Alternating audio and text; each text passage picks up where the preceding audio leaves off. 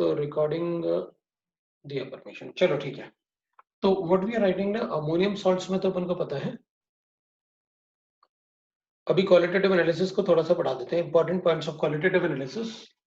सो अपन points लिख लेते हैं, ठीक है ना, और फिर अपन पढ़ेंगे दैट इज बायोमोलिक्यूल्स। तो अभी अपन कुछ पॉइंट्स लिख लेते हैं, ठीक है ना। So what are those point will say that, पहले तो एक तो अपन लिख लेते हैं भाई, जैसे डिकम्पोजिशन था कि अगर मान लो हमारे पास अमोनियम नाइट्रेट है, तो इसको डिकम्पोज करोगे तो you'll get that twice of H2O plus N2O। और अगर अपने पास अमोनियम नाइट्राइट है तो इसके डिकम्पोज करने से twice of H2O plus N2।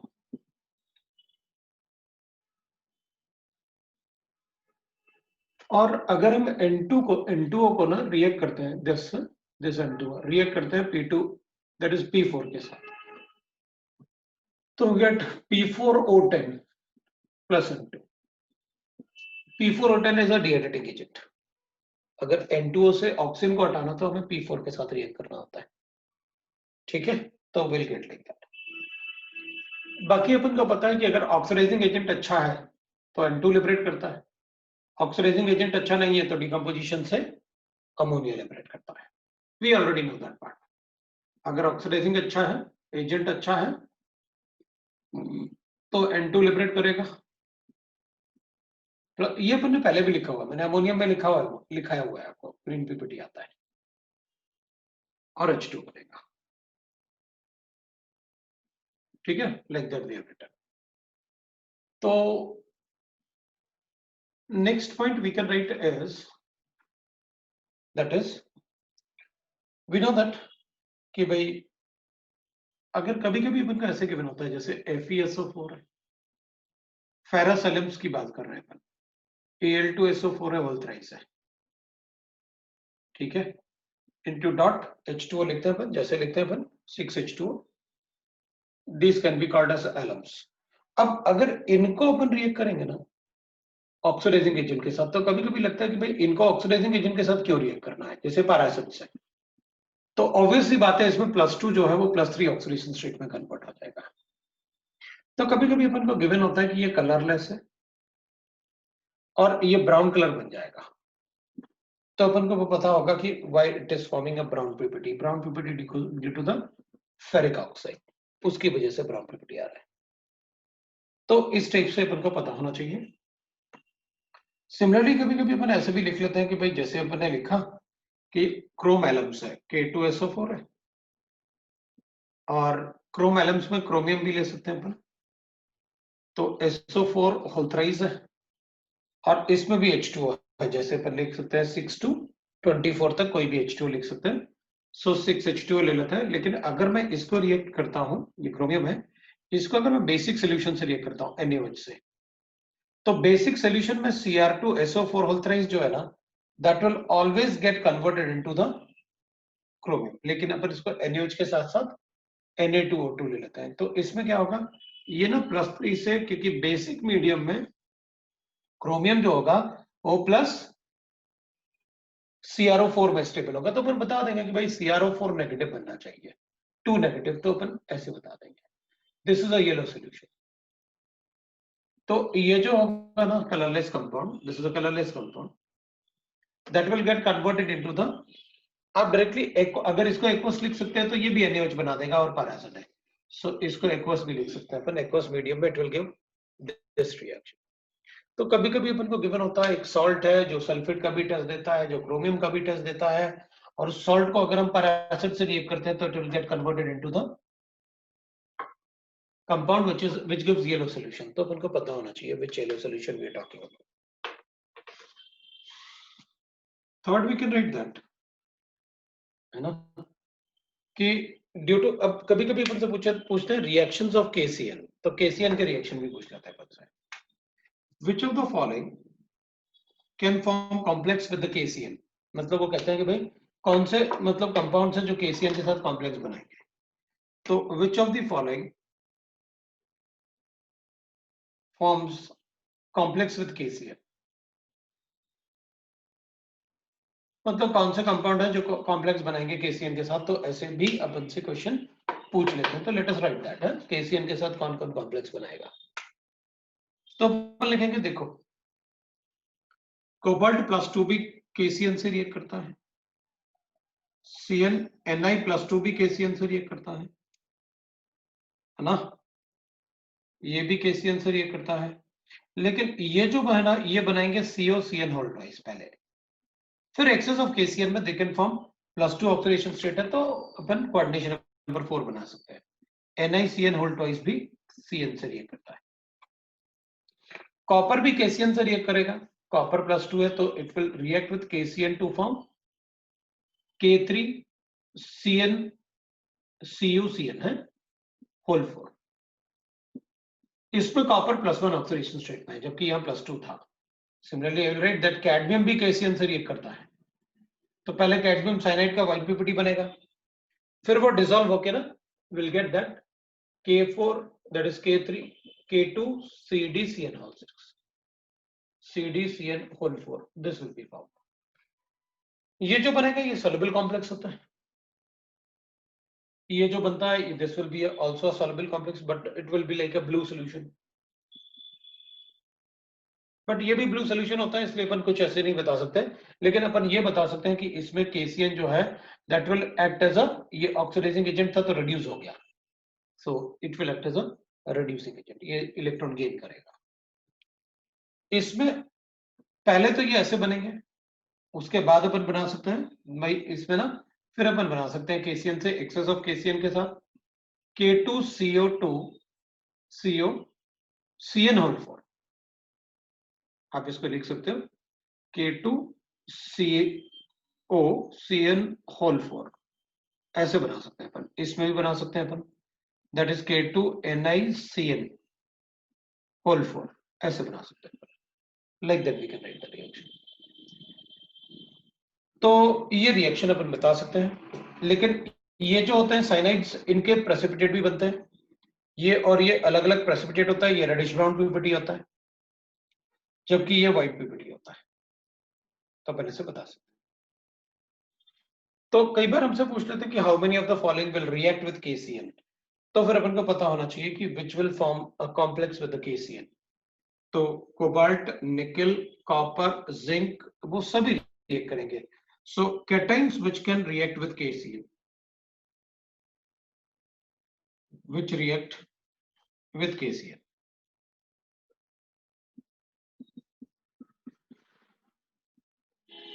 तो वैसे तो सारे डी ब्लॉक एलिमेंट अपन रिएक्ट करवा के बता सकते हैं भाई, दैट विल बी फ्रॉम,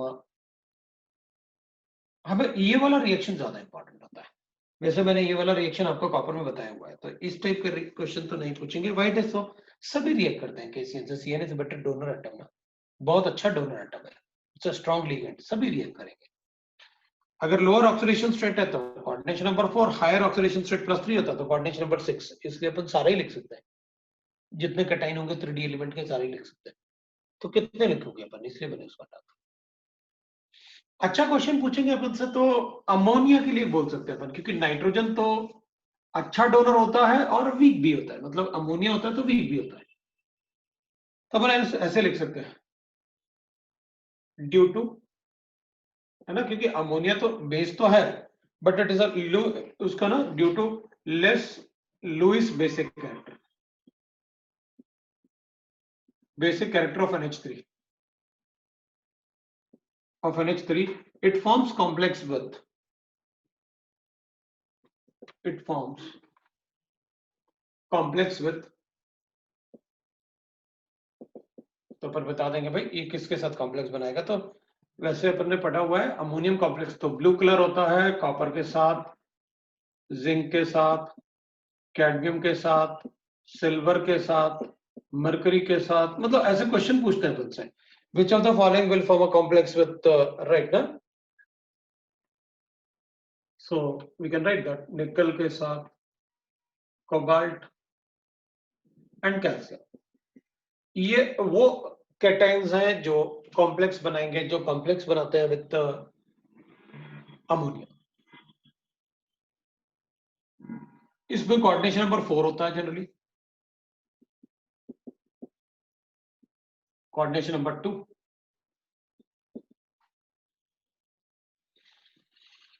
इसमें कोऑर्डिनेशन नंबर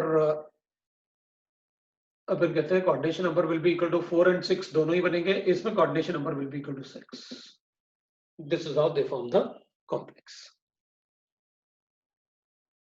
तो एक ये इंफॉर्मेशन है जो अपने लिए थोड़ा सा जरूरी होगा, जिससे अपन को क्वेश्चंस पूछ सकते हैं. तो ये क्वेश्चंस ऐसे अपन को पता होगा, कई बार अपन को हिंट भी गिवन होता है क्वेश्चन में, और उस हिंट के बेसिस पे हमको क्वेश्चन को सॉल्व करना होता है. जो हिंट हमें गिवन होता है उसके बेसिस पे में, जैसे कभी कभी लिखा होता है ना कि भाई आप पेपर पैलेट से किसी को रिएक्शन करवा रहे हो और फिर वो रिएक्शन दे रहा है अपन को पेपर पैलेट से, तो paper pellet is nothing but a carbon, तो वो रिड्यूसिंग एजेंट है पेपर पैलेट. फिर कभी कभी ऐसे लिखा होता है कि अपन को गिवन है, जैसे ये 4th पॉइंट हो गया हमारा. 5th पॉइंट है ना कि addition of tap water of AgNO3 in tap water. Addition of AgNO3 in tap water gives white PPT. Gives white PPT. So it is due to what? तो tap water में chloride था. It is because of Cl minus I. तो उसमें Cl minus I था, तो वो क्या बना देगा, AgCl का white PPT हो जाएगा.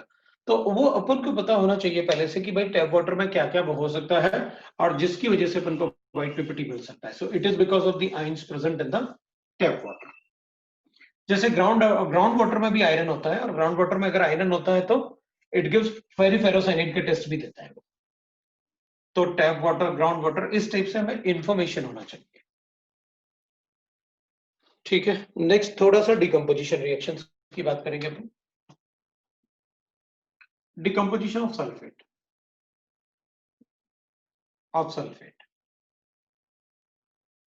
वैसे तो कोई भी मेटल सल्फेट होगा ना, that will decompose to give metal sulphate. Generally जो मेटल सल्फेट होते हैं, सारे के सारे मेटल सल्फेट जो होंगे ना, they will decompose to give metal oxide and SO3. अब वो वैलेंसी हमको डिसाइड कर लेंगे, एंड SO3 ये देते हैं अपन को. मोस्टली जो मेटल सल्फेट होंगे they will decompose to give metal oxide and SO3. अब जनरली अपन को मेटल सल्फेट जो है ना, हीटिंग के लिए अपन को देते हैं वो मैग्नीशियम, कॉपर, एल्यूमिनियम, जिनके सल्फेट डिकम्पोज होकर मेटल ऑक्साइड प्लस ये Fe+3 होगा. एल्यूमिनियम पे बताने की जरूरत नहीं, +2 बताने की जरूरत नहीं, +2 बताने की जरूरत नहीं. But sulphate of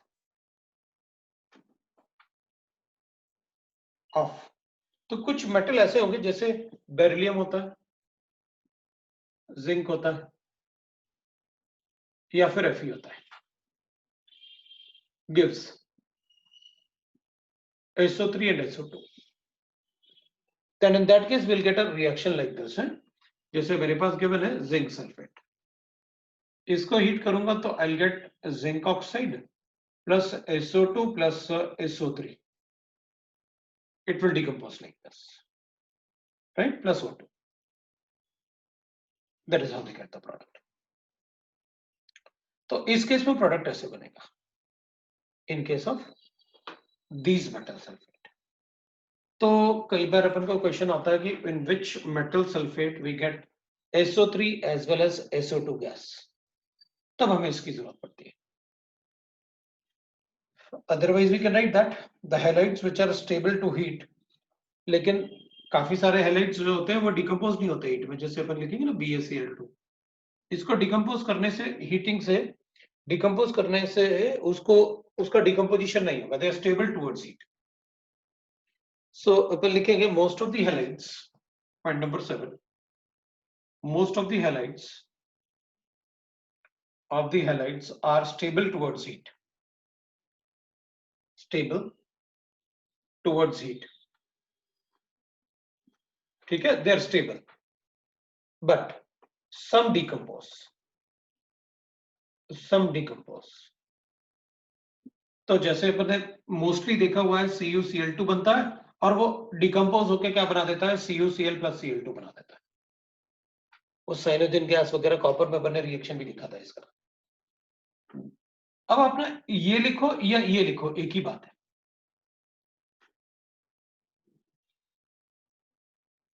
Cl2 is liberated, तो दोनों में से कुछ भी लिख सकते हैं। ऐसे ही अगर हम लिखेंगे FeCl3, ये भी डिकम्पोज करके FeCl2 बनाता है प्लस Cl2 बनाता है, बैलेंस कर लेंगे। Hg2Cl2, इसको भी अगर हाई टेम्परेचर पर डिकम्पोज करेंगे तो HgCl2 प्लस Cl2 बनाता है। और ऐसे ही NH4Cl, वी नो दैट अच्छा ऑक्सीडाइजिंग एजेंट नहीं है, तो अमोनिया प्लस Cl2 आएगा, ये अपन उसे HCl लिख लेते हैं, दैट इज नॉट Cl। तो ये वो क्लोराइड्स हैं जो डिकम्पोज भी हो जाते हैं। तो कई बार हमें पता होना चाहिए कि which are the chlorides which decompose on heating. तो ये भी अपन क्वेश्चन देख लेंगे। दूसरा अपन चेक कर सकते हैं कि कुछ क्लोराइड्स होते हैं जिनमें वाटर ऑफ क्रिस्टलाइजेशन होता है, जैसे MgCl2 अगर इसको हीट करोगे ना तो ये कन्वर्ट नहीं होगा MgCl2 में, it will get convert into OH and chloride, oxychloride, ऐसे हाइड्रोक्सी क्लोराइड बनेगा, plus will get HCl plus 5H2 ऐसे बनेगा। और अगर हमें इसमें, जैसे अपन ने मेटलर्जी में पढ़ा, अगर इसको ड्राई HCl से रिएक्ट करूंगा तो ये MgCl2 प्लस 6H2 बनेगा, it will be like this. तो ऐसे जिंक भी होता है, जिंक Cl2 प्लस 6H2O, इसमें भी यही होगा। MgCl2 अपने लिखा हुआ है, टिन भी यही करेगा, SnCl2 प्लस 6H2O। तो ये वो हाइड्रोक्साइड्स हैं जिनको अपन, ये क्रिस्टलाइन कंपाउंड है जिनको अगर अपन हीट करेंगे तो they will get converted into what, ZnOHCl plus HCl plus 5H2O।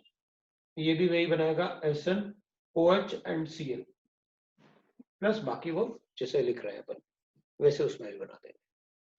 तो इस टाइप का जो डिकम्पोजिशन रिएक्शन होता है, कुछ डिकम्पोजिशन रिएक्शन अपन को पहले से पता होना चाहिए। Cl माइनस के बाद कुछ भी नहीं लिखा हुआ है, पूछ रहा था उधर Cl नेगेटिव के बाद क्या लिखा हुआ है, कुछ भी नहीं लिखा हुआ है। तो ये वो कंपाउंड्स हैं जो जनरली मतलब अपन बताएंगे कि भाई, बट अगर ये +2 वाले, अगर +3 वाला होता है ना, जैसे Al+3 है 6H2O, इसको डिकम्पोज करूंगा तो Al2O3 बन जाएगा हीट करने से। This will form Al2O3 plus 6H2O plus 6HCl, that is plus बाकी अपन वाटर लिख देंगे 3H2।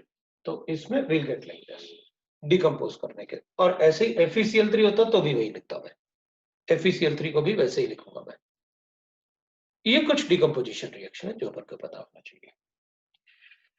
डिकम्पोजिशन रिएक्शन के बाद मैंने आपको, वैसे तो फ्लेम टेस्ट अपन ने सारे लिखे हुए हैं, तो अपन को फ्लेम टेस्ट ज्यादा लिखने की जरूरत नहीं है, we can write like that. और फिर उसमें अपन को ना आपस में, जैसे एनाइंस होते हैं ना, तो एनाइंस में अपन को आपस में कोरिलेशन भी आना चाहिए, है ना, एनाइन का कोरिलेशन भी आना चाहिए।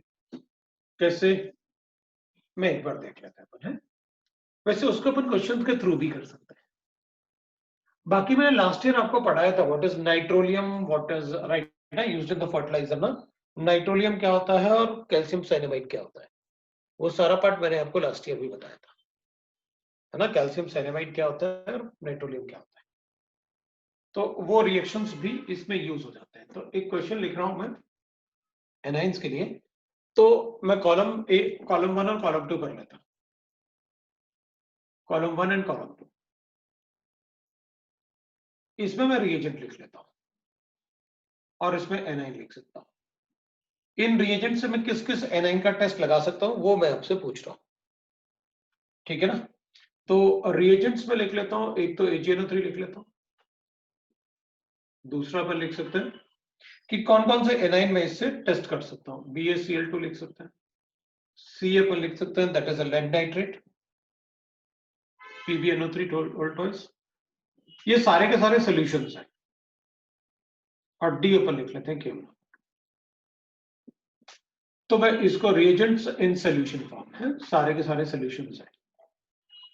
और एनाइंस अपन लिख लेते हैं, दैट इज, ये एसिडिक मीडियम में अज्यूम कर लिया अपन ने। एनाइंस में PQRS ऐसे लिख लेते हैं। वैसे तो कुछ कुछ कंपाइल्स मैंने आपको किया हुआ है। तो कार्बोनेट आयन है मेरे पास, सल्फाइड आयन है मेरे पास,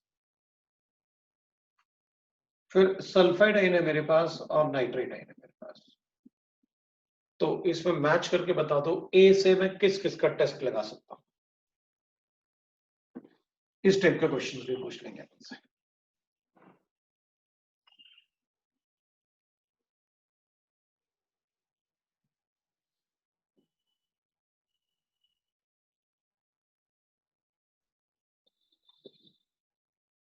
आंसर्स तीनों के क्या क्या होंगे वो देख लेते हैं। तो इसमें आंसर्स बता दो, आप क्या क्या आंसर लिख सकते हैं फिर इसमें।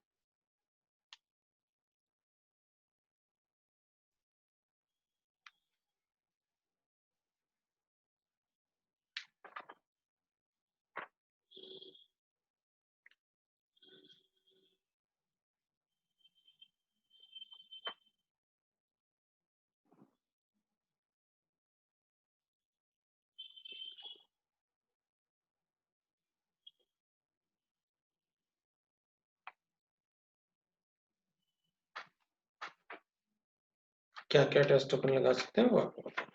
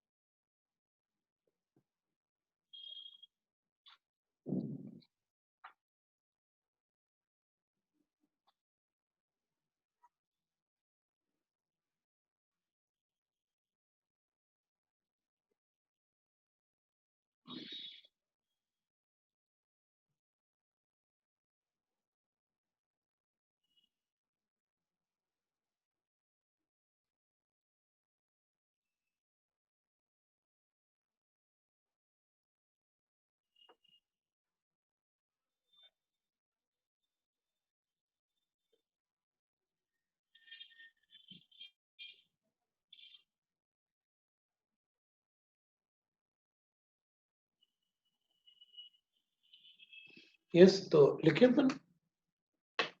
AgNO3 कार्बोनेट के साथ व्हाइट पीपीटी देता है, मतलब में P हो सकता है। सल्फाइड के साथ व्हाइट पीपीटी देता है, मतलब Q भी हो सकता है।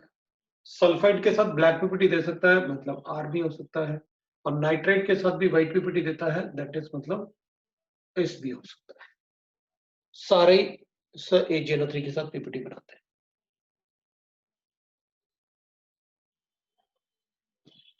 Barium carbonate is a white PPT, मैं P लिख दूंगा। Barium sulphide is a white PPT, मैं Q भी लिख दूंगा। बेरियम का सल्फाइड बनता नहीं है। और नाइट्राइट आपने बता रखा है कि सिर्फ सिल्वर का नाइट्राइट ही व्हाइट पीपीटी होता है, बाकी किसी का नाइट्राइट प्रेसिपिटेट नहीं होता। लेड का carbonate is white PPT, lead का sulphide is white PPT, lead का sulphide is black PPT. Nitrite सिर्फ सिल्वर का ही व्हाइट पीपीटी होता है बस, और नाइट्राइट किसी के साथ प्रेसिपिटेट नहीं बनता। KMnO4 is a oxidising agent, इधर कोई कैटाइन मतलब पीपीटी नहीं बनाने वाला, it is oxidising agent, we know that. तो मुझे ये चेक करना होगा इनमें से कौन रिड्यूसिंग एजेंट है। कार्बोनेट में carbon is +4, so it is oxidizing agent, it cannot be the reducing agent. Sulfide can be the reducing agent, sulfide can be the reducing agent, so Q and R हो सकता है। Nitrite can act as both because ये +3 है, so oxidizing as well as reducing agent, so this will be the answer. ये अपने answers. That is how we can write the answers. Oxidizing agent and reducing agent. So we got that what is oxidizing and what is reducing agent. Oxidizing as well as reducing agent, we can say that. This is how we get the questions. अपन को इस type से questions मिलेंगे in the metallurgy part. आप metallurgy में question solve कर सकते हो. Exercise 1 और exercise 3 को solve करके आप पूछ भी सकते हैं. So you have to decide exercise 1 और exercise 3 आपको solve करना है. Exercise 1 and exercise 3 आपको solve करना है. So this is how we can get the questions and the concepts. This is about the qualitative analysis what we require. ठीक है? Now we can discuss the biomolecules. अपना जो अभी part बचा हुआ है now that is biomolecules और polymers. And the blocks में ना blocks में ज्यादा टाइम नहीं लगेगा. It will be 15 to 18. So 15, 16, 17, 18. अगर पढ़ेंगे तो एक वीक में दोनों हो जाएंगे और फिर एक वीक में दोनों हो जाएंगे. मतलब 2 वीक और हमने पढ़ना होगा बायोमोलिक्यूल्स के बाद. अपना सिलेबस खत्म हो जाएगा. ऑफलाइन प्री बोर्ड 4th जन से है. How it is possible? Offline pre board 4th जन से है तो पॉसिबल ही नहीं है.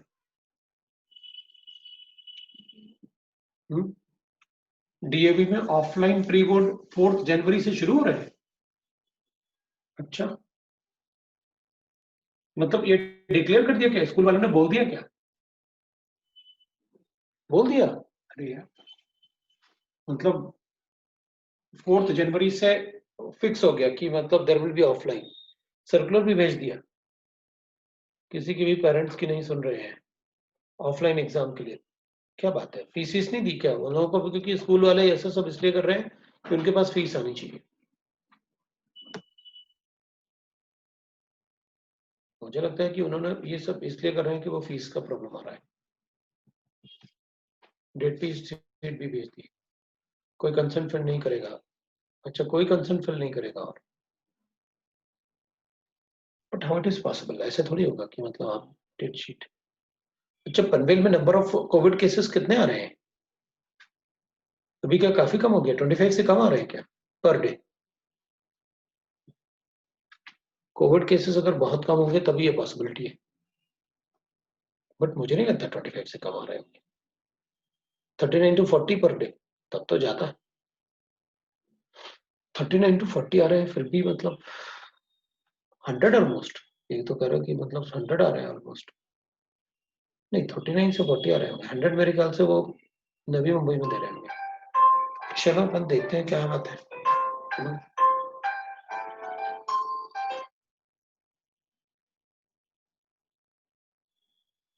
सो लेट अस चलो देखते हैं. मतलब मुझे नहीं लग रहा हो सकता है.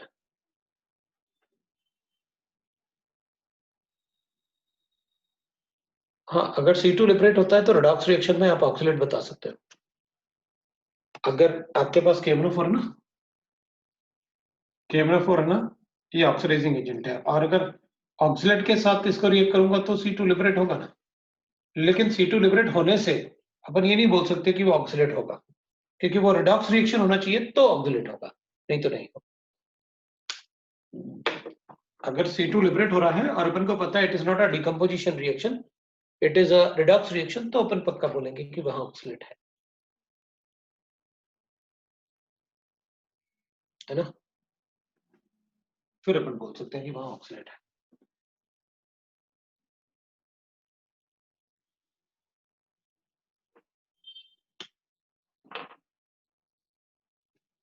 क्योंकि ऑक्सैलिक एसिड अपन ने पढ़ा हुआ है कि अगर हमारे पास ऑक्सैलिक एसिड है ना और इसका डिकम्पोजिशन करता है तो अपन ने क्या लिखा हुआ है? विल राइट दैट इसमें HCOH बनेगा प्लस CO बनेगा.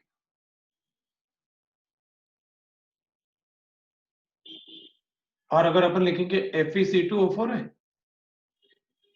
तो CO2 लिबरेट नहीं होगा इसमें, इट्स अ रिड्यूसिंग एजेंट, आपको ऑक्सीडाइज करना पड़ेगा।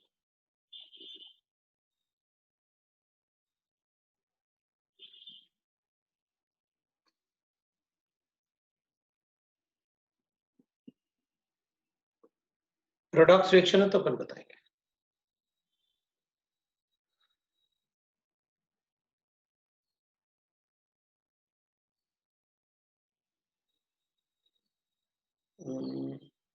एक क्वेश्चन भेजा है काइनेटिक्स का, अपन देख लेते हैं क्या है वो।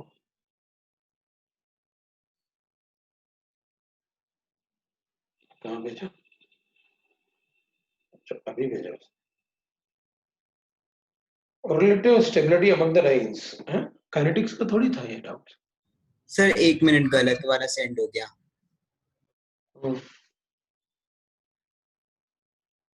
वो तो नहीं है जो तूने कुछ ऐसे फ्रैक्शन टाइप का कुछ भेजा था, इससे रिलेटेड।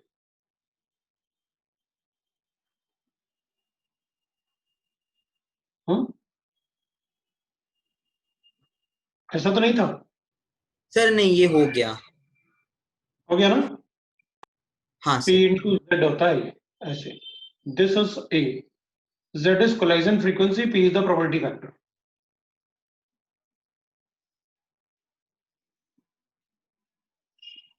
ऐसे अपन बताते हैं। तो कोई बात नहीं, बताओ और क्या था भेजा? सर अभी अभी भेजा है तो चल, अभी भेजा है तो चलो एक क्वेश्चन है तो देख लेते हैं। अपन को गिवन है in a dilute solution the complex,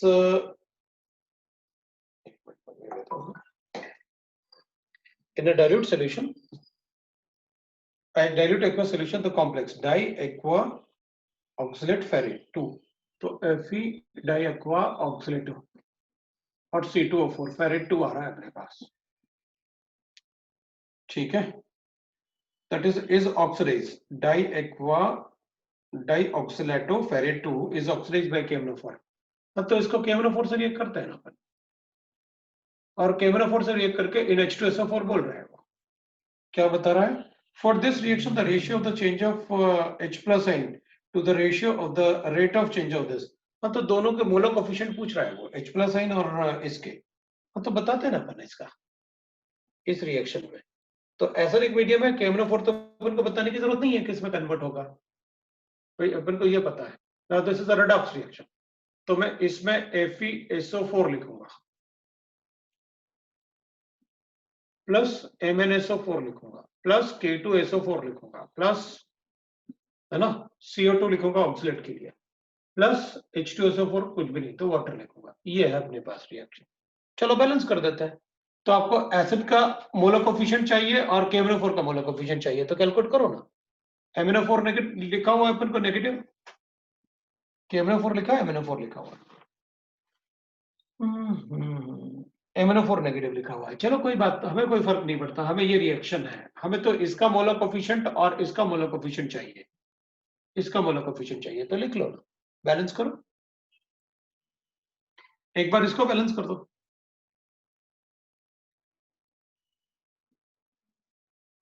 है ना। This will be FeC2O4 negative ion है, फेरस ऑक्सीलेट FeC2O4 है, और इसको रिएक्ट करेंगे अपन तो ऐसे कर देते हैं, तो मैं इसको ऐसे कर दूंगा, पोटेशियम दिख नहीं रहा ना अपन को, तो अपन ऐसे कर देंगे, ठीक है।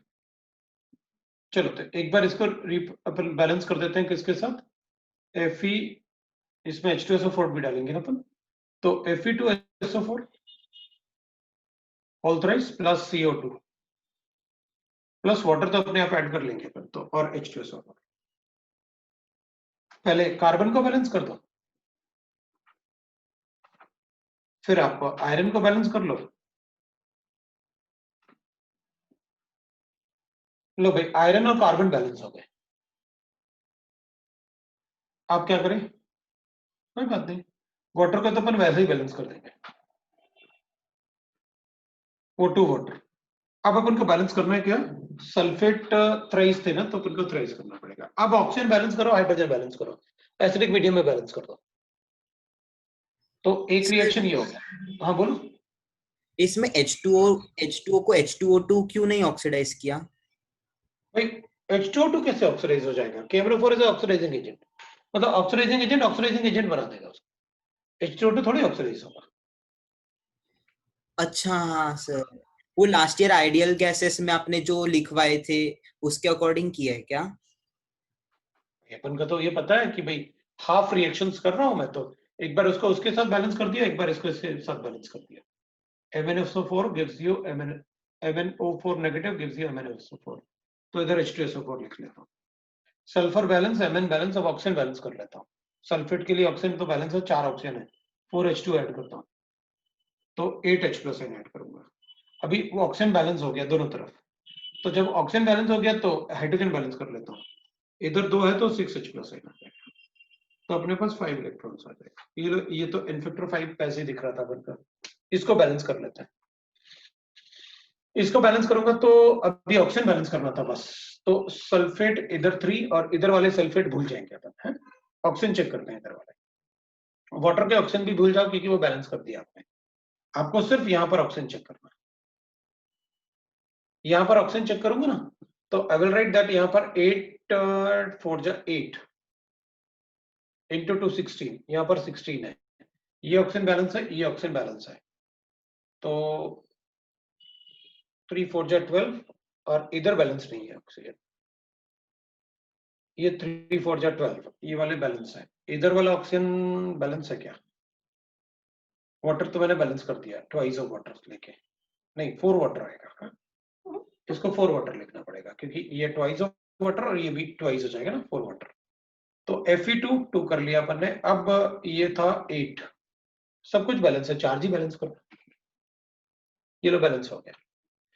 इसको 5 से मल्टीप्लाई कर दो, इसको 1 से मल्टीप्लाई कर दो और ऐड कर दो। मेरे पास कितना आ रहा है, ये MnO4 तो 1 आ रहा है, और ये आ रहा है मेरे पास कितना, 5 से मल्टीप्लाई किया तो 15, और यहाँ पर H2SO4 15 ना, और यहाँ पर 1 16, तो यहाँ पर 16 H2SO4 आ रहा है। 16 H2SO4, ये ट्वाइस था, मुझे 2 इलेक्ट्रॉन ऐड करना चाहिए इधर। 2 इलेक्ट्रॉन, एक मिनट वेट करना है, मैंने सिर्फ इसको नहीं कंसिडर किया ना, तो 2 इलेक्ट्रॉन ऐड करना चाहिए। तो मेरे पास ख्याल से अपने पास यहाँ पर आएगा 2 और यहाँ पर आएगा 5। आप मल्टीप्लाई करके बता। यहाँ पर मेरे पास 2 आया, यहाँ पर मेरे पास 16 आया, तो ये 1:8 का रेशियो आ गया। ये ले भाई आपका आंसर है।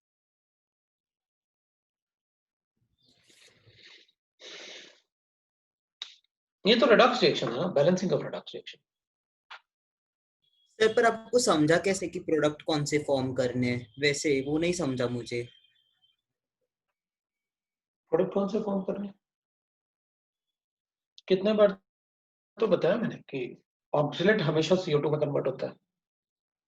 ये ऑक्सीडाइजिंग एजेंट है और ये रिड्यूसिंग एजेंट है। अभी थोड़ी देर पहले जो रिएक्शन लिखवाए थे ना, पॉइंट जो लिखे थे उसमें सेकंड पॉइंट यही तो लिखा था कि क्रोम एलम्स बोल रहा था मैं। ऑक्सीड आपको H2O2 Na2O2 या H2O2 से रिएक्ट करवा रहा था मैं। यहाँ ऑक्सीडाइजिंग एजेंट है, तो Fe+2 किस में कन्वर्ट होगा, +3 में। मीडियम एसिडिक है तो सल्फेट बनाएगा, ऑक्साइड थोड़ी बना सकता, वरना वो बेसिक होगा तो एसिडिक मीडियम में सल्फेट बनाएगा। Mn एसिडिक मीडियम में हमेशा +2 में कन्वर्ट होता है। ऑक्सीलेट हमेशा CO2 में कन्वर्ट होगा, it is a reducing agent, it's a redox reaction. हाँ सर समझा। तो मैंने उसको बैलेंस कर लिया।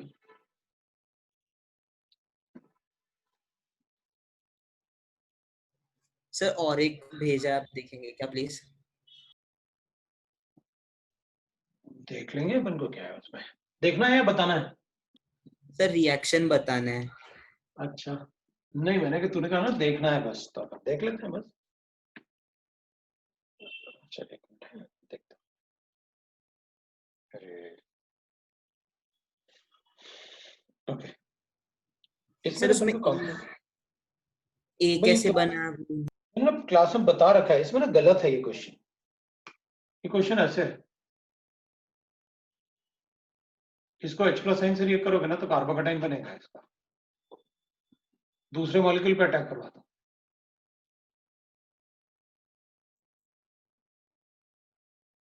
तो इधर पॉजिटिव चल जाएगा।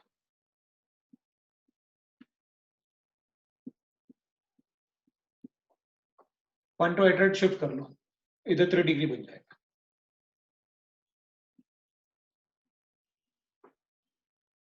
ये 3 डिग्री का टाइन है, तो फिर इसमें डबल बॉन्ड बना दो, क्योंकि और कुछ है नहीं ना, तो पर डबल बॉन्ड तो बना ही सकते हैं। This is the product of the reaction, क्यों नहीं? बी वाला आंसर है, क्यों है ना बी वाला हाँ sir. Answer A and B ना, तो अपने आप बता देना। अब आंसर ए बन के अपने पास ये है, अब H2PT से तो आपको पता है, रिड्यूस कर दो, खत्म हो गया question, that is the answer.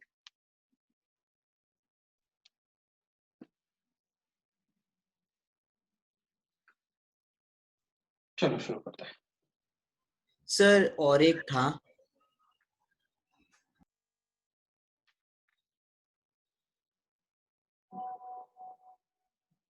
बाकी सबके भी डाउट्स होंगे ना, फिर बाकी सब आज डाउट क्लास ही करते हैं।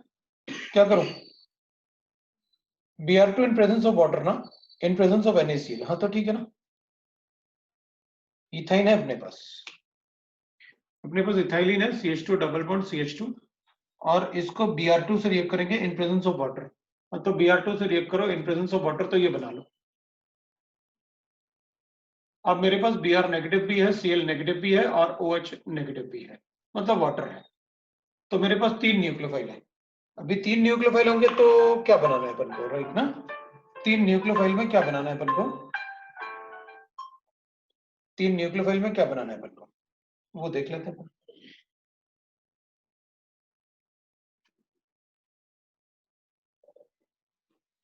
तो 3 न्यूक्लियोफाइल में भाई इनमें से अपन क्या बताएंगे, मेजर प्रोडक्ट वगैरह पूछ रहा है, क्या पूछ रहा है? अदरवाइज एक बार इधर Br है, एक बार ये अटैच करो तो OH और Br बनेगा, एक बार ये अटैच करो तो Cl और Br बनेगा, एक बार ये अटैच करो तो Br और Br बनेगा। मतलब 1 2 डाइब्रोमो भी बन सकता है, 1 2 डाइब्रोमो A बन सकता है, 2 ब्रोमो 1 इथेनॉल, हाँ OH इथेनॉल बनेगा, फिर 1 ब्रोमो 2 क्लोरो, 1 ब्रोमो 2 क्लोरो, ये भी बनेगा, ऑल ऑफ दीज हो सकता है। अगर मेजर प्रोडक्ट पूछते तो अपन कहते हैं फिर इसमें सबसे अच्छा न्यूक्लियोफाइल जो होगा उसको रिएक्ट करवाएंगे, वाटर को। हाँ सर समझा।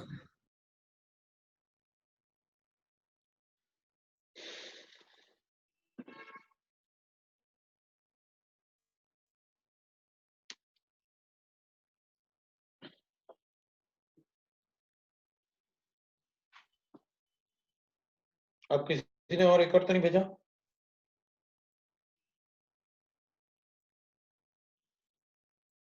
नहीं भेजा। सर तो स्ट्रेट चेन जो अल्कीन्स अल्काइंस रहेंगे, उनमें अगर प्रोबिन वाटर टेस्ट दिखाना पड़ेगा तो यही हम लोग 3 डिग्री स्टेबिलिटी के हिसाब से, पोलर इफेक्ट्स के हिसाब से आएगा। ट्रांजिशन स्टेट बना देंगे। बिल्कुल। बायोमोलिक्यूल्स ना, बायोमोलिक्यूल्स को अपन 3 पार्ट में डिवाइड करेंगे, एक तो कार्बोहाइड्रेट्स, दूसरा अपन लिखेंगे दैट इज प्रोटीन्स, और थर्ड अपन लिखेंगे दैट इज न्यूक्लिक एसिड्स। ये 3 पार्ट में डिवाइड करेंगे।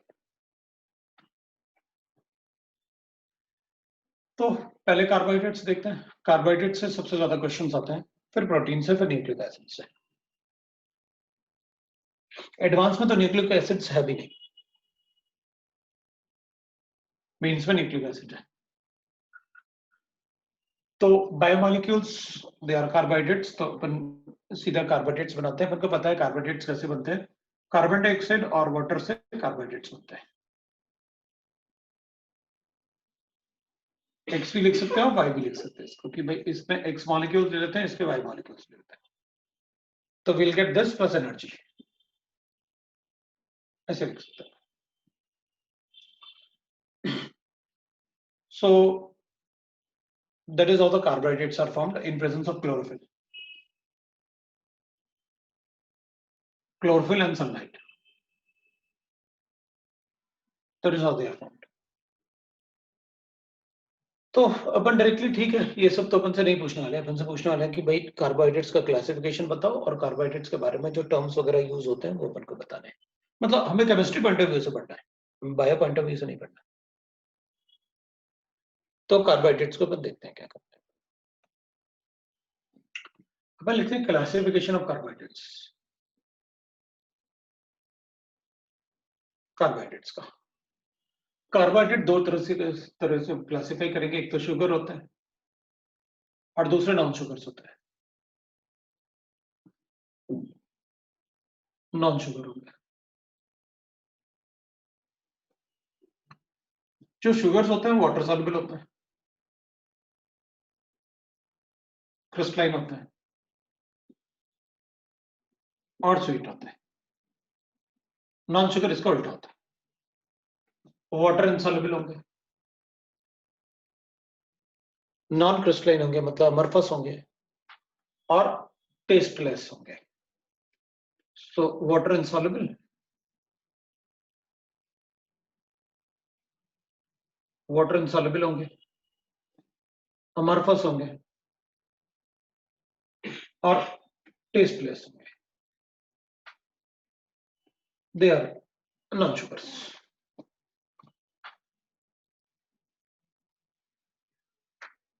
सो कार्बोहाइड्रेट्स को क्लासिफाई कर रहे हैं, that is classification of carbohydrates.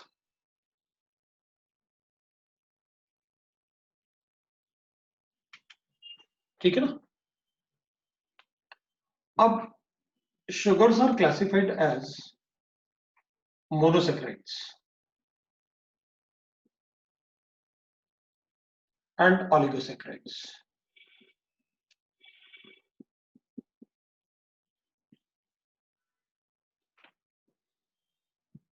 Monosaccharides वो होते हैं जो फर्दर सिंपलर यूनिट में हाइड्रोलाइज नहीं हो सकते, can't be hydrolysed in simple unit. वो खुद ही सिंपलेस्ट यूनिट होता है मोनोसेक्राइड। मोनो मतलब एक ही सेक्राइड था उसमें। Oligosaccharide content 2 to 10 monosaccharides.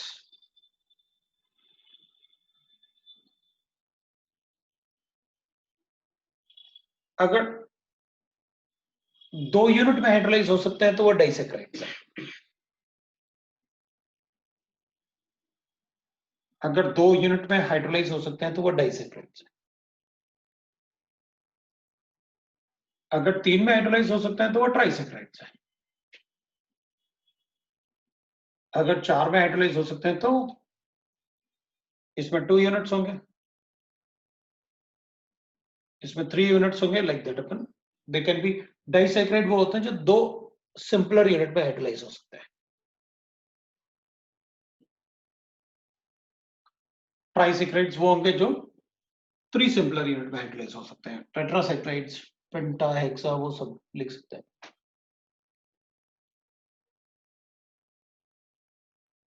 उसमें अपन को ज्यादा नहीं पढ़ना नॉन शुगर्स में, क्योंकि हमको तो कार्बोहाइड्रेट शुगर्स ही पढ़ने हैं बस।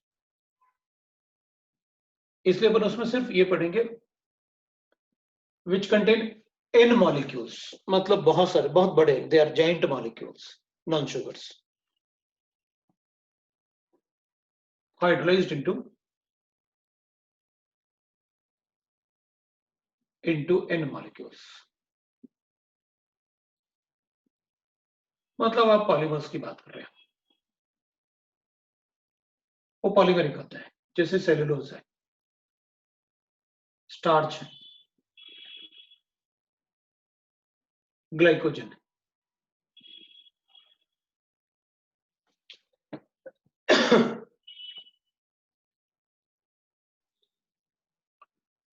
Monosaccharides are classified as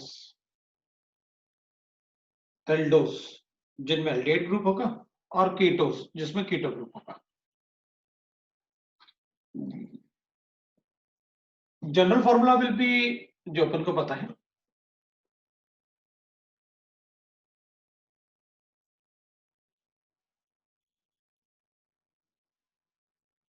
इसका भी जनरल फॉर्मूला वही रहेगा. General formula remain same. Simplest carbohydrate होने के लिए x का वैल्यू कम से कम 3 तो होना ही चाहिए.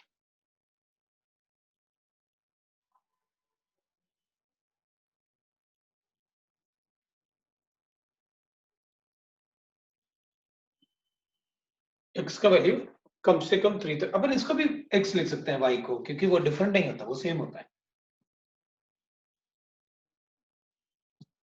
सिंपलेस्ट के लिए x का वैल्यू और y का value x and y must be greater than or equal to 3, तो सिंपलेस्ट हो जाएगा. They cannot be hydrolyzed further, but the simplest one is like this.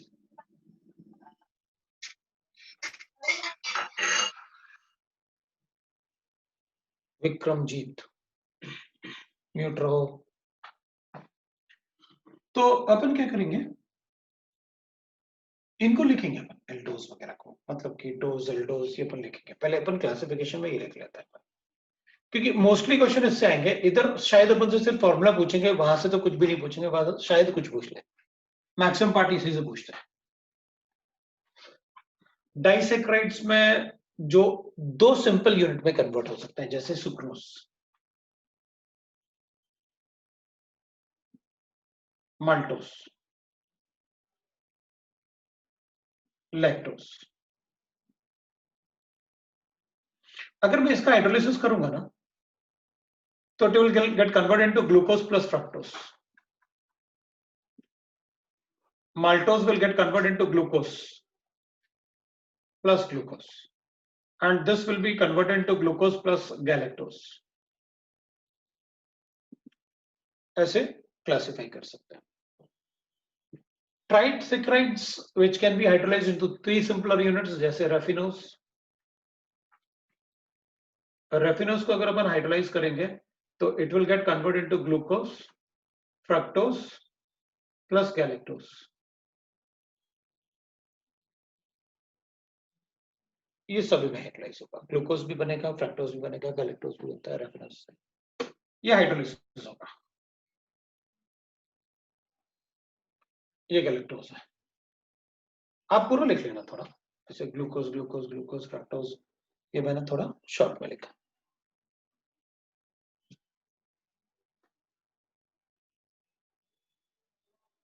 इसमें ना कहीं कहीं अल्फा और बीटा भी लिख रहा हूं.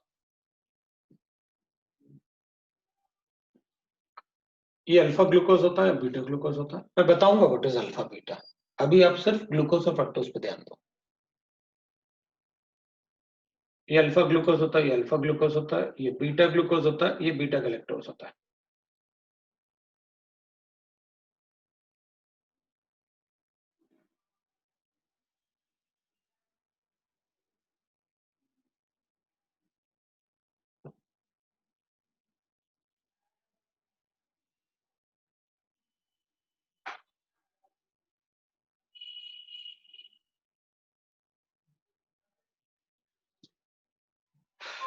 इसमें भी लिखेंगे, that is will write that. एक मिनट.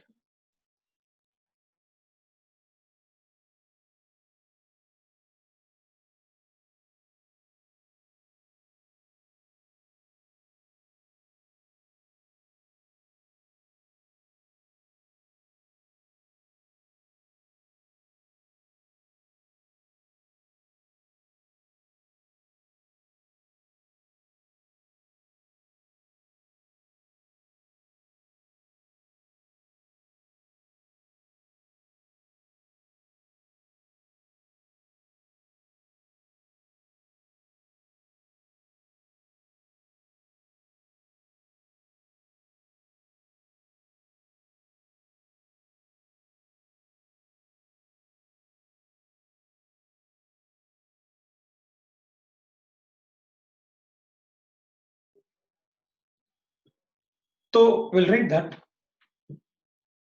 इसमें ना क्योंकि क्लासिफिकेशन कर रहे हैं ना अपन, तो थोड़ा मतलब क्लासिफिकेशन में ठीक रहेगा. Will write like this. C1 C2 linkage जैसे लिखते हैं इसमें. C1 C4 लिंकेज होता है इसमें, और इसमें भी C1 C4 लिंकेज होता है. ये C1 C4 C1 C2 इस टाइप से अपन लिंकेज के लिए लिख रहे हैं, ये लिंकेजेस होता है,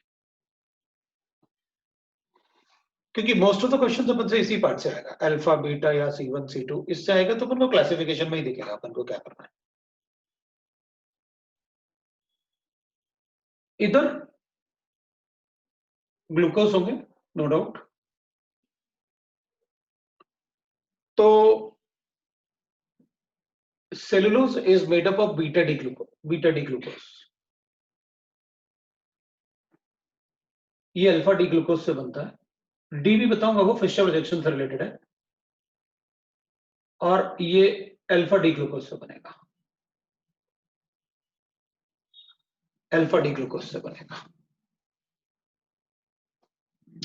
अब सेलुलोज जो होता है वो प्लांट्स में होता है,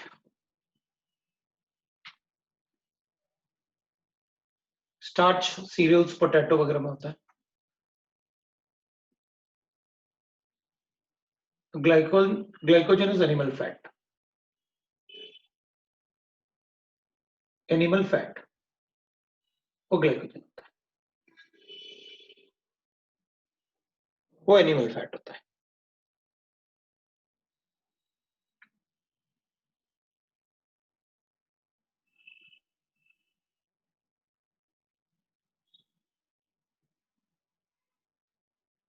ठीक है ना,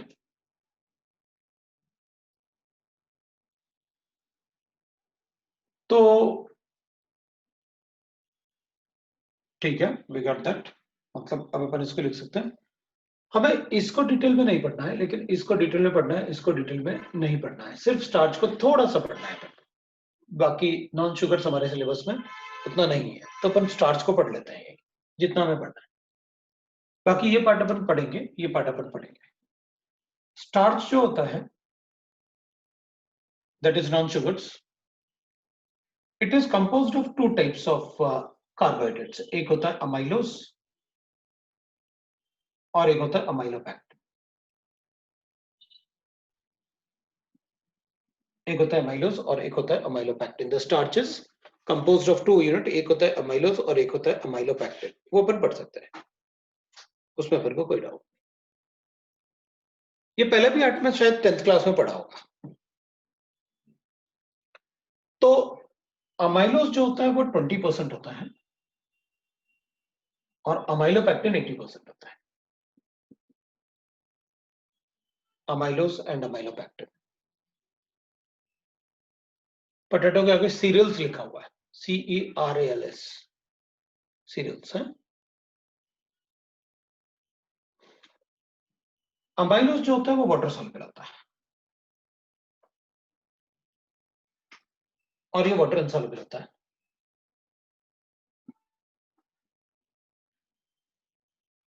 ये वाटर इनसॉल्युबल होता है।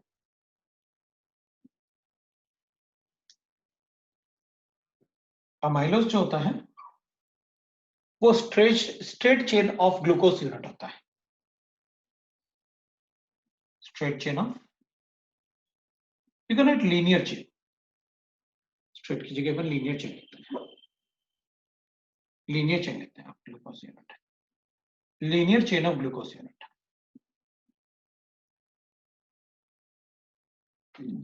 that is a linear chain of glucose unit.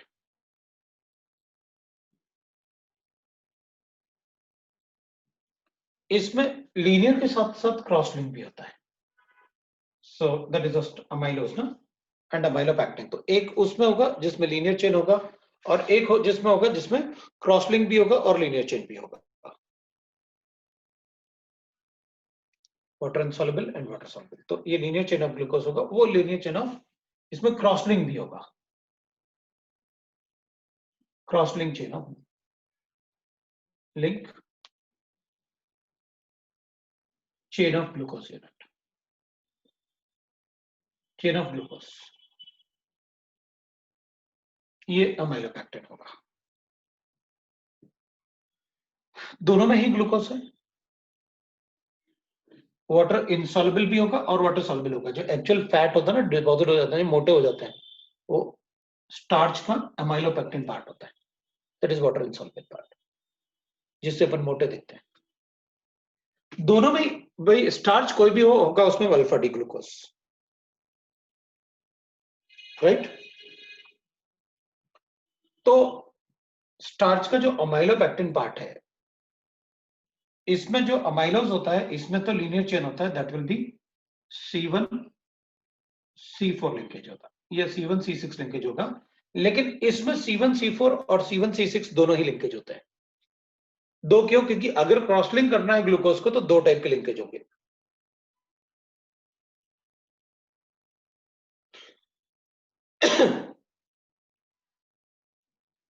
C1 C4 and C1 C6, C1 C4 for linear, इसमें भी लीनियर अपन भाई ले लेते हैं, C1 C4 for linear linkage and C1 C4 for cross link linkage branching. अब अपन को ना C1 C4 और ये C1 C6 है क्या, मैं बताऊंगा, वो ब्रांचिंग के लिए। बस इतना ही जरूरत है अपन को स्टार्च में, खत्म हो गया स्टार्च। हाँ, इसमें क्रॉस लिंक भी होगा, लीनियर के साथ साथ क्रॉस लिंक भी होगा ना उसमें, कोई लीनियर चेन भी बनाएंगे और थोड़ा क्रॉस लिंक भी हो जाएगा उसमें, तो फिर it will become cross link. तो जिसमें क्रॉस लिंक होगा उसमें लीनियर चेन भी होगा।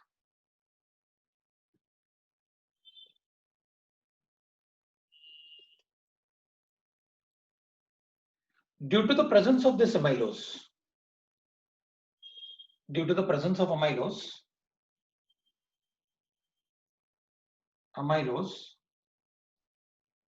it gives blue complex with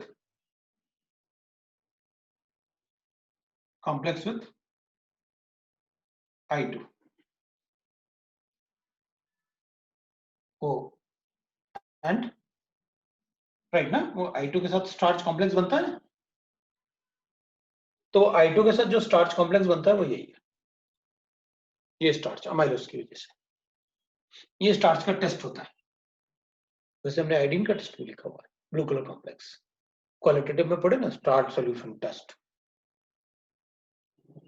this is about the, अच्छा अब ये वाला पार्ट और ये वाला पार्ट जब अपन ये पार्ट पढ़ेंगे ना तो ऑटोमेटिकली आपको समझ में आ जाएगा, क्योंकि ये तो मैं एक्सप्लेन करूंगा आपको what is this called C1 C2 C1 C4, वो आपको ऑटोमेटिकली अपने आप ही पता चल जाएगा ये वाला,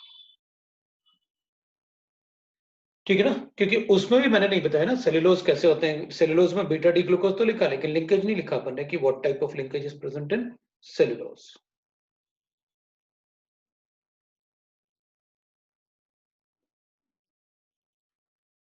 ठीक है, ये क्लासिफिकेशन था स्टार्च का। अब पहले अपन इसकी बात करते हैं, फिर इसकी बात करते हैं, सो दैट कि अपन कार्बोहाइड्रेट्स विल बी ओवर। वैसे इसमें काफी सारा पार्ट पढ़ना पड़ेगा अपन को, मैक्सिमम क्वेश्चन इसी पार्ट से आते हैं।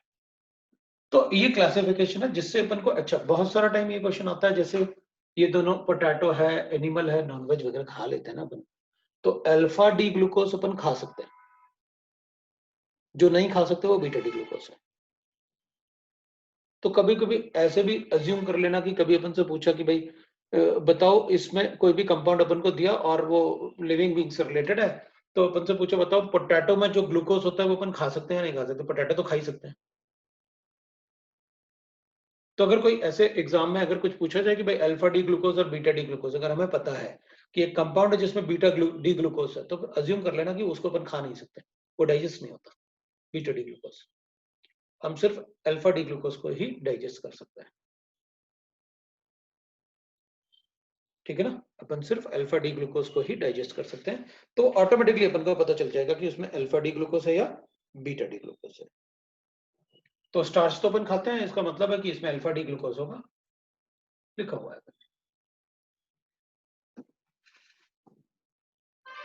ठीक है, अब अपन बात करते हैं मोनोसैकराइड्स की बात करते हैं, ठीक है ना। अब अपन मोनोसैकराइड्स की बात करते हैं और कार्बोहाइड्रेट्स को पढ़ते हैं, बिकॉज ये तो क्लासिफिकेशन था, इसमें अपन को पता रहेगा कि इसमें कौन सा लिंकेज होता है, क्योंकि लिंकेज से भी काफी सारे क्वेश्चन आते हैं।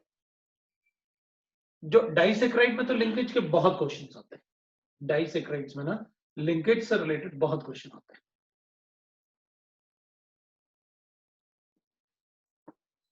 डाइसैकराइड से रिलेटेड लिंकेज के बहुत सारे क्वेश्चन आते हैं।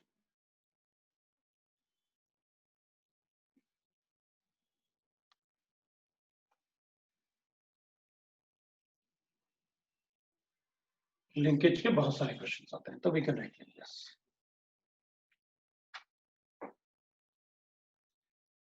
सो लेट अस राइट मोनोसैकेराइड्स. ऐसे एल्डोज की बात करते हैं. तो जो सिंपलेस्ट एल्डोज जो अपन ने लिखा था, जनरल फॉर्मूला तो अपन ऐसे बनाया था और H2O होल Y बना लिया था, और कम से कम X का वैल्यू 3 होना चाहिए. तो एल्डोज का जो फॉर्मूला होगा वो ऐसे होगा. They all have chiral centres ना, एल्डोज हो या कीटोज हो, सभी में कायरल सेंटर तो होता है. एक्सेप्ट एक होगा तो अपन देखते हैं. जैसे कीटोज होंगे ना, एल्डोज की बात करते हैं पहले, फिर कीटोज की बात करेंगे. इसमें कायरल सेंटर है. This is called glyceraldehyde. Right ना. So this is the simplest aldose. अगर अपन ऐसे लिखते हैं, मोस्टली एक क्रॉस वाले स्ट्रक्चर लिखेंगे था,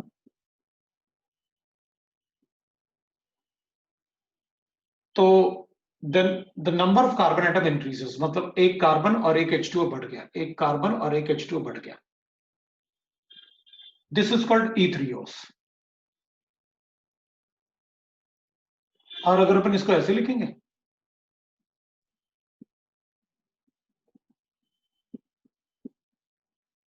then it is called 3Os. All the carbohydrates are all right ना. अगर अपन देखेंगे, all the aldehydes will be optically active, क्योंकि ऊपर CHO होगा और नीचे CH2OH होगा, तो they will be optically active.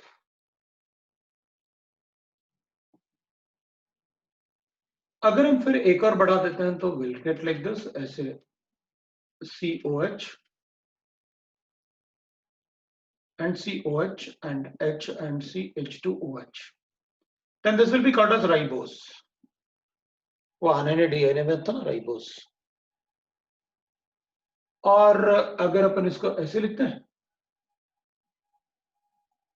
OH and H, and we'll write that OH and H, and then again OH and H and CH2OH, so we can write that arabinose.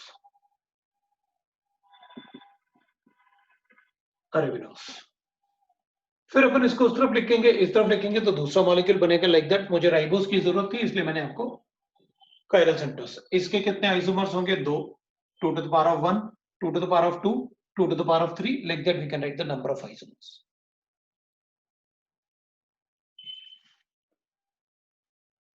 अगर हम ऐसे लिखते हैं,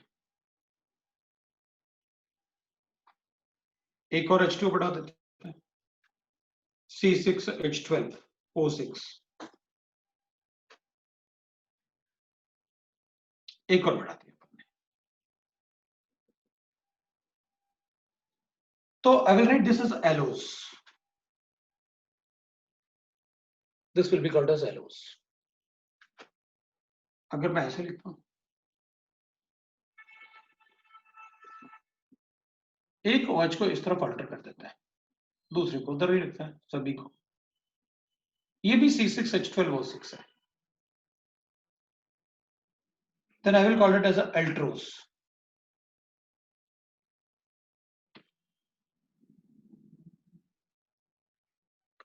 अगर अपन 2 को इधर लेके आते हैं,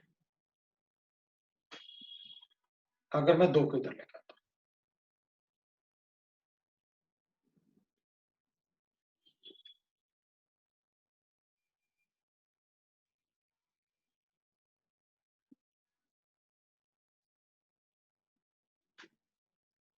तो I will write it as mannose.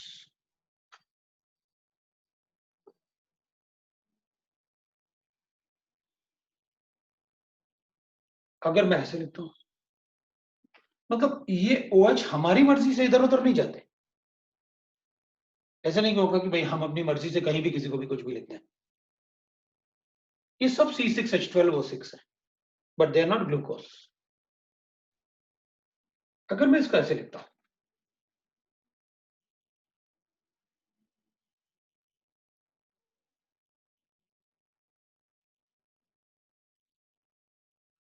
इधर ऐसे कर लेता हूं,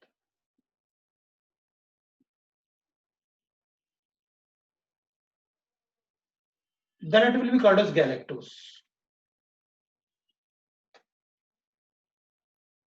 then it will be called as galactose.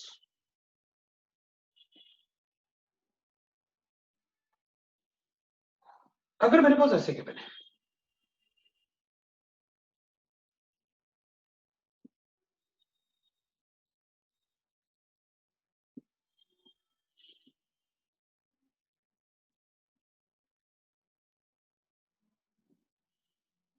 then it will be called as glucose.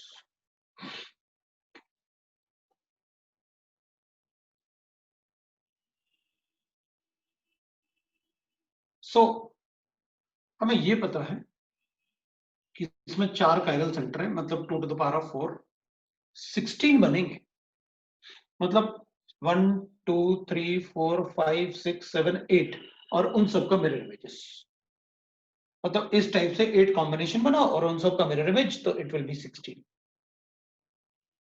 Like that will है।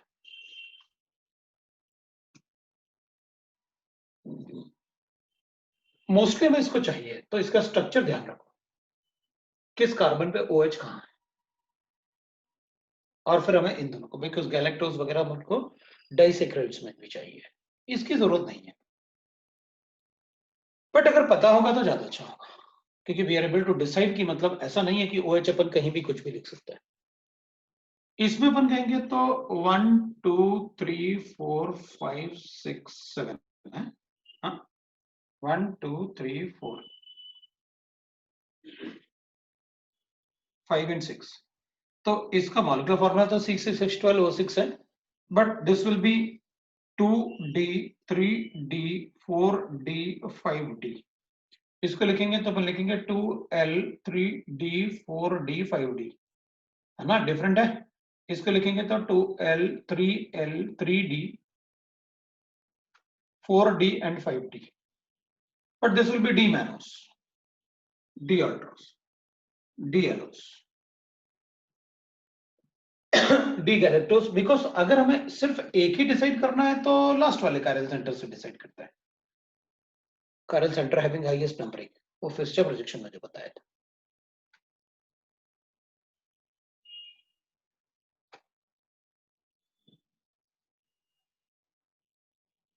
अगर 2 लिखा है तो H तो होगा ही होगा। तो we are able to write that कि ग्लूकोज को भी अगर अपन लिखना चाहें तो इट विल बी 2, राइट ना, दैट इज D3L4D5D, ऐसे इसको भी लिख लो आप, 2L2D4 3L4L5D, like that we can write. So these are few structures। अपन को पता है इसमें कार्बन 2 पे डिफरेंस है, इन दोनों में, इन दोनों में चेक करूंगा तो कार्बन 2 और 3 पे डिफरेंस है, लेकिन इसके रिस्पेक्ट में इसमें सिर्फ कार्बन 3 और कार्बन 2 पे डिफरेंस है, तो लाइक दैट अपन को पता होना चाहिए कि किस स्ट्रक्चर में किस कार्बन पे डिफरेंस होता है, ये अपन को पता होना चाहिए। अगर हम कीटोज की बात करेंगे तो फिर it will be like this, this is the simplest कीटोज, और ये ऑप्टिकली इनएक्टिव होगा, and this is optically inactive.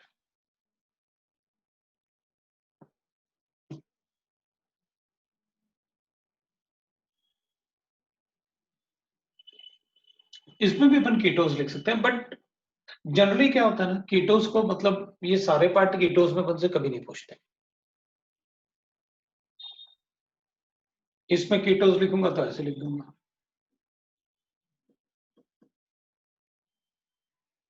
मतलब कीटोज में अपन से फ्रक्टोज ही पूछते हैं मोस्टली, और फ्रक्टोज का structure will be like this. Glucose अपन को पता है, fructose is like this, CH2OH, C double bond OH, CH and OH, COH and H, COH and H, and CH2OH। ये वाला पार्ट एग्जैक्टली दोनों में सेम होगा, ग्लूकोज और फ्रक्टोज दोनों में। ये वाला पार्ट सेम होगा, बस उसमें एक कायरल सेंटर कम होता है इससे, क्योंकि इसमें कीटो ग्रुप बनेगा। इसमें एक कायरल सेंटर ज्यादा है उसके कंपैरिजन।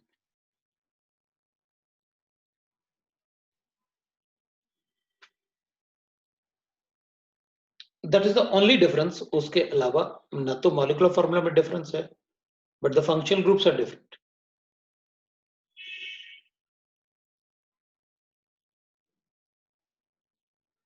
राइट? बाकी अपन से नहीं पूछते, जरूरत नहीं है, लेकिन आप सेकंड कार्बन एटम पे कीटो ग्रुप लिख सकते हो अगर कोई भी अपन से फ्रक्टोज बनाने के लिए कहा जाए तो।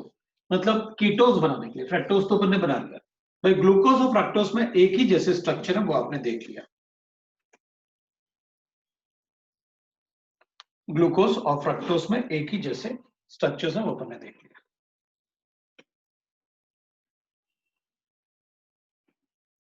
Most of the now will write in points. अपन ने ये ग्लूकोज भी देखा, फ्रक्टोज भी देखा, कीटोज देखा, राइट ना? एल्डोज और कीटोज दोनों ही लिखे। जितने स्ट्रक्चर मैंने लिखे हुए हैं वो तो आपको आने ही चाहिए। जितने स्ट्रक्चर मैंने आपको बताया है वो स्ट्रक्चर आपको 100% आने चाहिए। Now will right the points.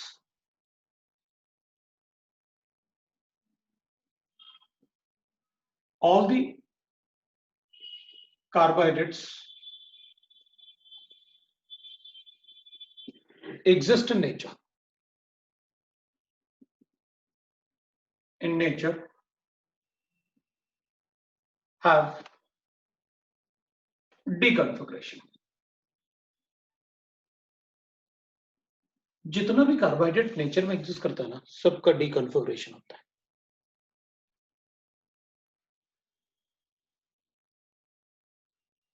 जबकि प्रोटीन्स जो नेचर में होते हैं उनका एल कॉन्फिगरेशन होता है। Carbohydrates have डीकॉन्फिगरेशन।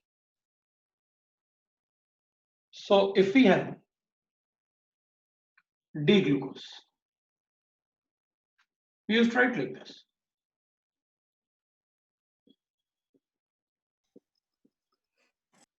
This is D-glucose.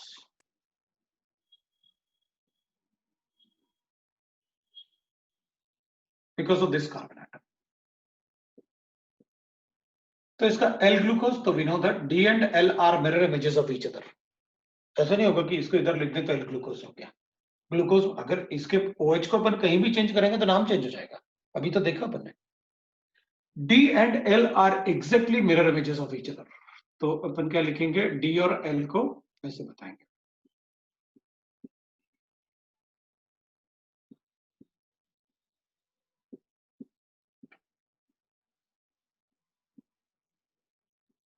D and L are mirror images of each other. तो ये L ग्लूकोज होगा। ग्लूकोज का total number of isomers we know that how many,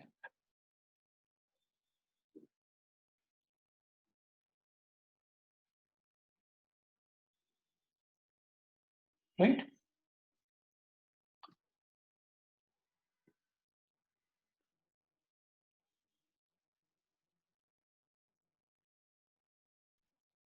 तो we can write like that. अब कभी कभी ना questions अपन को और भी टाइप में इसमें फिक्स कर सकते हैं, क्वेश्चन बना सकते हैं, बट आई थिंक कि मतलब आप खुद ही चेक करो उसमें। जब क्वेश्चन अगर कोई आएगा तो आप ऐसे चेक कर सकते हो कि हाउ अपने पास ऐसे गिवन है ग्लूकोज, ये ग्लूकोज गिवन है सपोज अपने लिए, तो इसके नंबर ऑफ आइसोमर्स पूछे अपन से, नंबर ऑफ आइसोमर्स ऑफ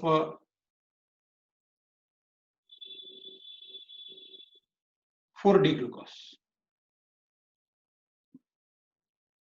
तो इसका मतलब है इसको फिक्स कर दिया आपने,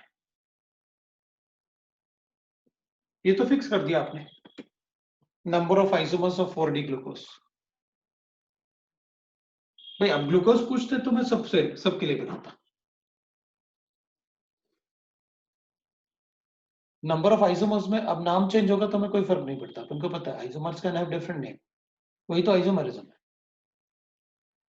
मैनोज, कैलेक्टोज, एलोज, आप कुछ भी लिखो, लेकिन इसको चेंज नहीं कर सकते आप। क्योंकि ये तो आपको फोर्थ कार्बन एटम पे डी ही रखना पड़ेगा, ऐसे ही रखना पड़ेगा। आप इसको चेंज करो, आप इसको चेंज करो, इसको चेंज करो, तो मतलब अपन 2 to the power of 3 ही बता पाएंगे नंबर ऑफ आइसोमर्स।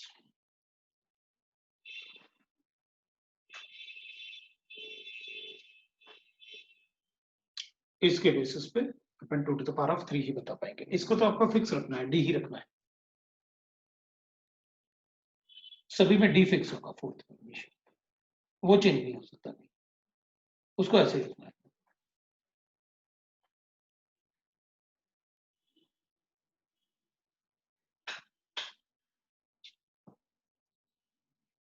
राइट, तो like that we can write. अगर हम इसको चेंज नहीं कर सकते तो इस टाइप से क्वेश्चन फ्रेम कर सकते हैं कि भाई आप किसी कार्बन को फिक्स कर लो,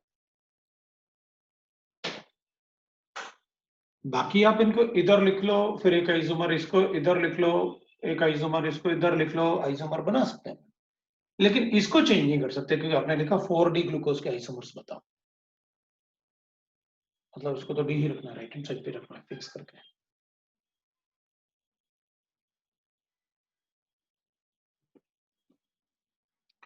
तो जो कार्बोहाइड्रेट्स होते हैं ना वो mainly they are of right ना डी कॉन्फ़िगरेशन, और ये डी जो होता है वो कैसे डिफाइन करता है, एल और D on the basis of Fischer projection.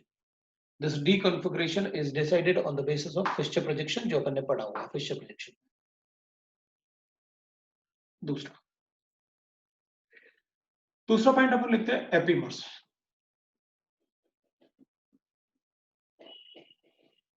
Epimers होता है the stereoisomers, the optically active stereoisomers which differ in configuration at one of the chiral center.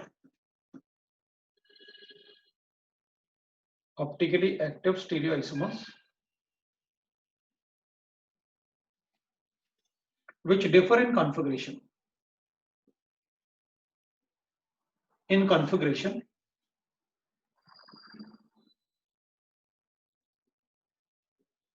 at one of the chiral center, is called epimers। ठीक है, तो we can write that glucose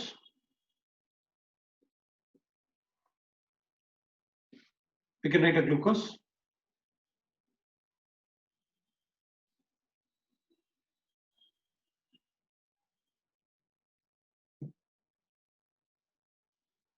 तो अपन लिख सकते हैं the glucose and, इसको mirror में नहीं लिख रहे हैं, let us write mannose,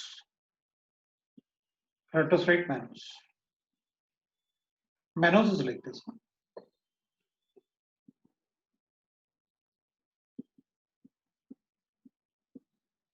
this is the mannose. किस कार्बन पे इसमें इन दोनों में चेंज है, किस कार्बन एटम। तो glucose and mannose are C2 epimers। So glucose and mannose are, ये glucose है, ये mannose है, are C2 epimers। So these two are, glucose and mannose are C2 epimers। Mannose are C2 epimers।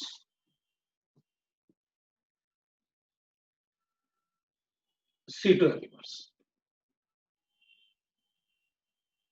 अभी वो C1 C6 जो थे ना, या C1 C2, वो सब कार्बन के नंबर्स थे कार्बोहाइड्रेट्स में, हैं और C2 epimers ना का सेकंड कार्बन एटम का epimers।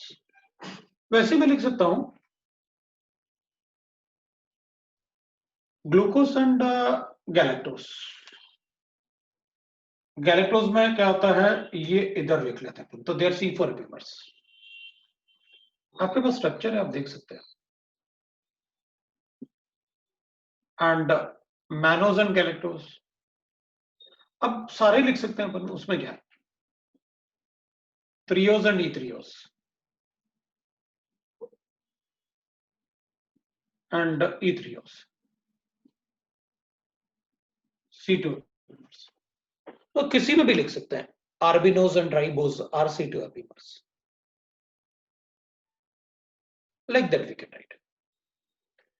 तो ठीक है, वो कोई भी हो सकता है, किसी भी कार्बन पे डिफरेंस हो सकता है, but they should be the stereoisomers, optically active stereoisomers which differ in configuration at one of the chiral center is called epimers.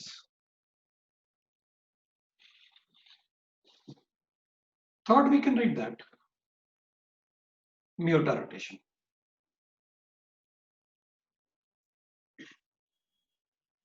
When a carbohydrate like glucose or fructose, carbohydrate like glucose or fructose, क्योंकि mostly अपन को glucose और fructose से ही question आते हैं, like glucose and fructose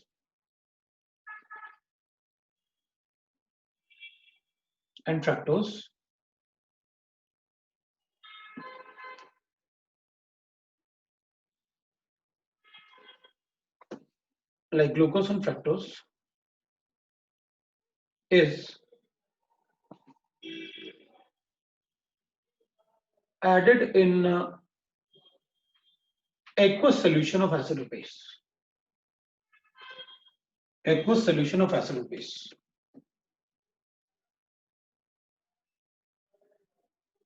Of acid or base. Or base. Then there exists a equilibrium. Then there exists a equilibrium, or you can say that then the functional group of the functional group get hydrated. Then functional group get hydrated.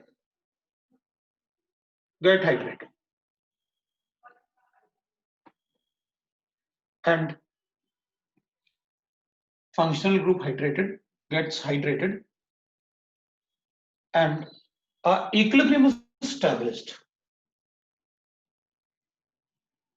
And equilibrium is established.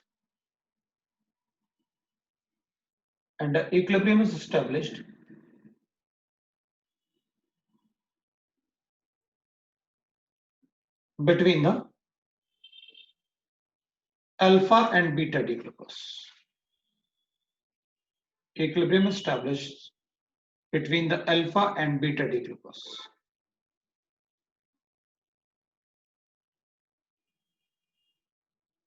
Equilibrium is established between the alpha and beta D-glucose. Alpha and beta D-glucose along with D-glucose.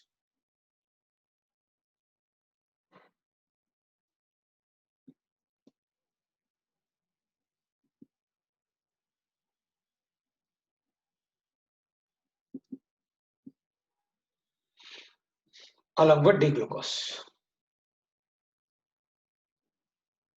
Aqueous acid or aqueous base, there will be an equilibrium which will be established.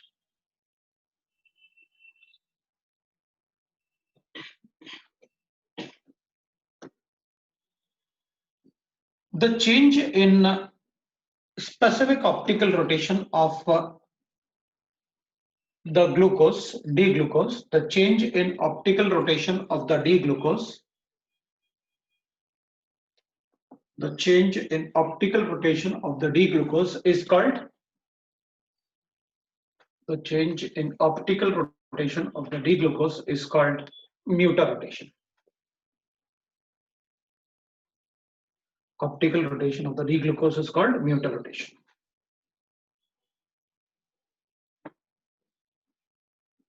इसका optical rotation +52 होता है D glucose का, and the alpha D glucose is 112, whereas the beta D glucose is +19. So due to the optical rotation, इसका alpha D glucose का optical rotation 112 होता है, इसका optical rotation, right, it is 19. तो like that we can write the optical rotations ki how the optical rotation will be changed in the D-glucose and alpha D-glucose. तो इधर जो हमें सीखना पड़ेगा वो ये है कि अल्फा डी ग्लूकोज और बीटा डी ग्लूकोज जो आप लिख रहे हो वो हम बताएंगे कैसे, मतलब अल्फा डी ग्लूकोज है और बीटा डी ग्लूकोज है तो वो कैसे अपन प्रेडिक्ट करेंगे, ठीक है ना। तो चलो देखते हैं भाई दोनों का, मतलब अल्फा डी ग्लूकोज और बीटा डी ग्लूकोज, इसमें परसेंटेज वगैरह अपन कैलकुलेट कर सकते हैं ये वैल्यूज से। भाई अल्फा प्लस बीटा दोनों का रोटेशन जो होना चाहिए वो क्या होना चाहिए, 1 होना चाहिए मैक्सिमम। लेकिन अल्फा का रोटेशन कितना आ रहा है 112 और बीटा का रोटेशन कितना आ रहा है 90 और दोनों का टोटल रोटेशन कितना होना चाहिए 52। तो इससे ए का वैल्यू कैलकुलेट कर लो 36 आएगा और बी का वैल्यू ये 0.36 आएगा और बी का वैल्यू आएगा that will be right 64। Percentage में लिखेंगे तो विल गेट लाइक दैट। वो अपन लिख भी सकते हैं बट उसकी जरूरत नहीं है, मे बी पॉसिबल अपन से बस। हाँ अगर ये पूछे इक्विलिब्रियम में कि भाई इक्विलिब्रियम ज्यादा किसकी तरफ फेवर्ड होता है तो it is with beta D glucose. अब ग्लूकोज में जो अपन एसिड और बेसिक मीडियम में एक बात है, अगर एसिडिक और बेसिक मीडियम में ऐड करोगे आप वाटर तो what will happen, let us check. Aldehyde group तो ऐसे था, बाकी कोई तो वाटर से रिएक्ट H+ आयन से रिएक्ट करेगा नहीं। इसमें क्या होगा जब अपन H+ आयन से रिएक्ट करेंगे ना इसको तो it will attack on this, इसके लोन पेयर पे अटैक करेगा, इसके लोन पेयर पे अटैक करेगा तो पाई बॉन्ड इजीली ब्रेक हो सकता है, ये सिग्मा बॉन्ड ब्रेक करना पड़ेगा अगर इधर अटैक करेगा तो इधर पाई बॉन्ड, इसलिए वो उसको रिएक्ट करेगा। तो अपन कहेंगे भाई इस पे ना C डबल बॉन्ड OH बन जाएगा, इधर पॉजिटिव चार्ज आएगा और will get that COH and H ऐसे बाकी पार्ट रहेगा ग्लूकोज का। नाउ व्हाट, हाँ तो अपन ने एक्वा सोल्यूशन कहा है तो ये जो लोन पेयर होंगे ना वाटर के they will react like this, ऐसे रिएक्ट करेंगे तो क्या होगा विल गेट दैट कि भाई H है C है उधर OH बन जाएगा और इधर वाटर से एक OH बन जाएगा, will get a compound like this, वैसे मिल जाएगा अपन। अब एक ही कार्बन एटम पे एसिडिक या बेसिक मीडियम में दो OH अनस्टेबल होंगे तो वाटर एलिमिनेट हो जाएगा। अब वाटर एलिमिनेट कैसे होगा वो देखना है तो बस। तो मैं इसको हटा रहा हूं, कैसे रिएक्शन होता है वी नो दैट। मैं पहले ग्लूकोज लिख लेता हूं ये। So we are having a glucose, मैं इसको ऐसे ही थोड़ा सा बता दूंगा भाई हमारे पास ग्लूकोज है CHO बना रखा है हमने और इसमें COH है H है, ये ओपन स्ट्रक्चर बोलते हैं बड़े से चेन स्ट्रक्चर ऐसे ग्लूकोज का OH एंड H, इधर OH एंड H, इधर OH and H and either we'll write that glucose के लिए ना that will be CH2OH. This is alpha D glucose. This is D glucose. This is the D glucose. ठीक है ना। अब जब अपन इसको एसिड या बेस में रिएक्ट करेंगे तो ऑब्वियसली बात है एसिड और बेस, एसिड या बेस में रिएक्ट करेंगे अगर अपन इससे तो ये ना दो OH बनाएगा जैसे अपन ने लिखा हुआ है, तो भी नो दैट ऐसे दो OH बनेगा।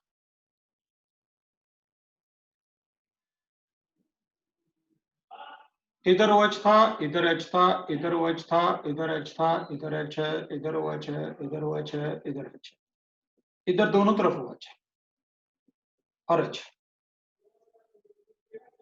तो मैंने इसको ना CHO को दो OH में कन्वर्ट कर दिया उसको OH, तो ये इक्विलिब्रियम स्टैब्लिश हो गया। ऐसे ही इक्विलिब्रियम राइट हैंड साइड पे भी स्टैब्लिश होगा, that will be like this, जैसे H और OH नेगेटिव आयन होगा,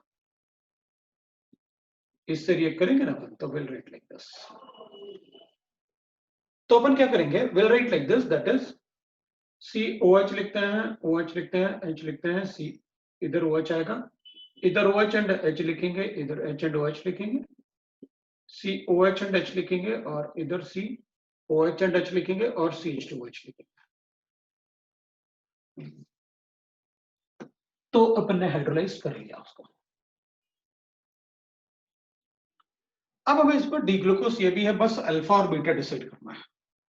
ये भी डी ग्लूकोज है, ये भी डी ग्लूकोज है, लेकिन हाइड्रोलाइज कर लिया अपन ने। अल्फा और बीटा को देख लेते हैं कैसे करना है। ये कार्बन 1 है, ये कार्बन 2 है, ये कार्बन 3 है, 6 तक लिखना है, वी नो दैट। अगर कार्बन 1 पे दोनों OH सेम साइड है, कार्बन 1 और 2 पे दोनों OH सेम साइड है, then it is alpha D glucose. अगर इस पे कार्बन, इस पे ना ये OH और ये वाला OH अलग अलग साइड है, तो उसको अपन बीटा डी ग्लूकोज बोलेंगे। तो अलग अलग साइड में समझा नहीं कैसे, तो ये तो सेम भी हो सकते हैं, अलग भी हो सकते हैं, उसमें कैसे बताऊं।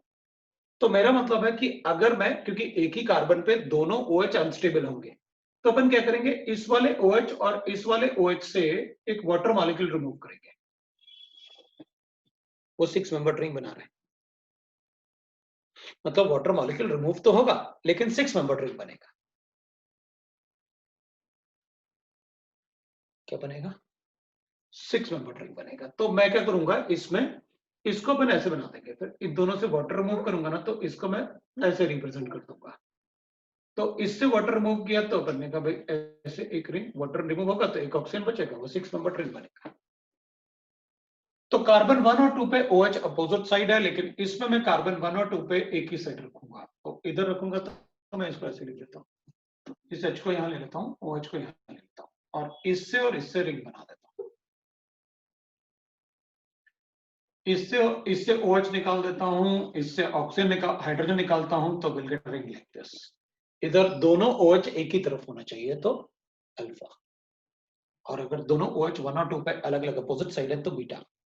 लेकिन अपोजिट साइड में अपन ऐसे नहीं कर सकते कि इधर OH लिख लें और उधर ऐसे, इधर OH हो ही नहीं सकता। कार्बन 2 का तो फिक्स था, ये वाला पार्ट तो पूरा फिक्स रहेगा, जो भी OH है वो इसी से चेंज करके बताना है,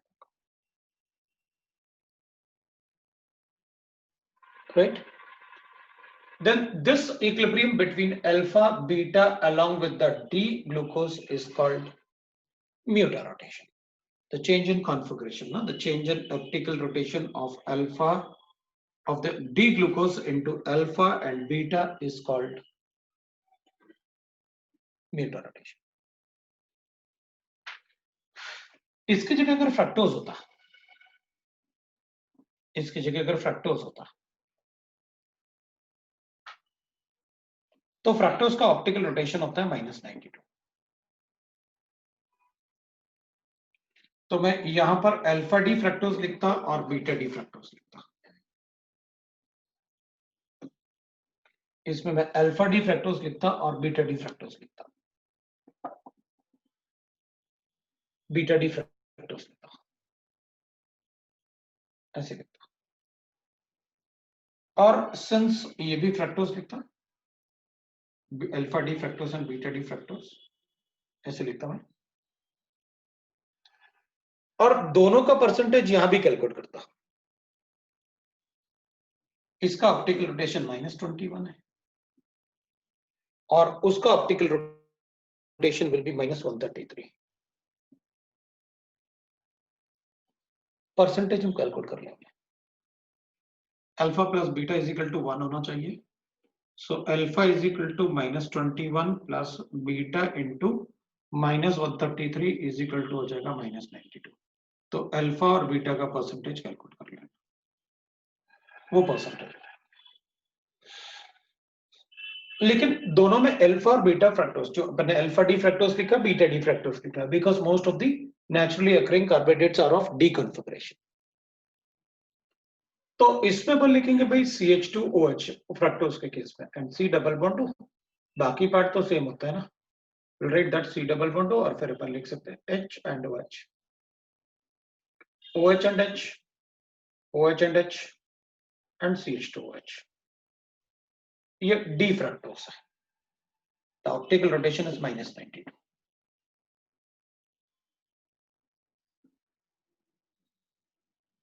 This is D fructose.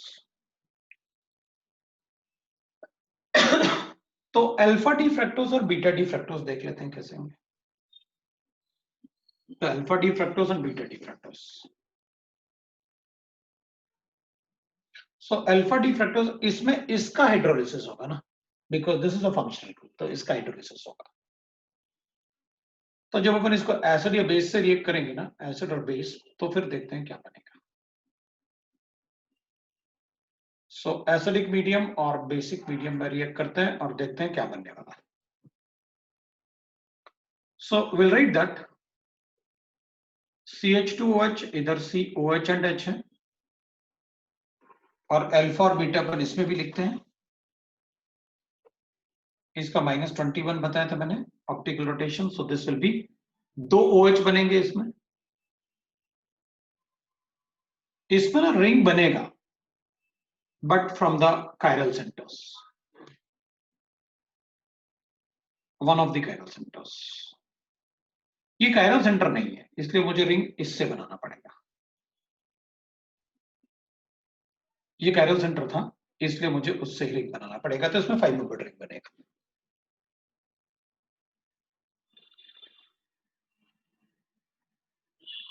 तो इसमें 5 मेंबर्ड रिंग बनेगा. It will be like this. इसमें भी 5 मेंबर्ड रिंग बनेगा और यहां पर बनेगा beta D fructose. This is alpha D fructose. ये लिखा हुआ है alpha D fructose. Beta D fructose या बीटा डी फ्रक्टोज लिख देता हूं. इसका रोटेशन -133 बताया मैंने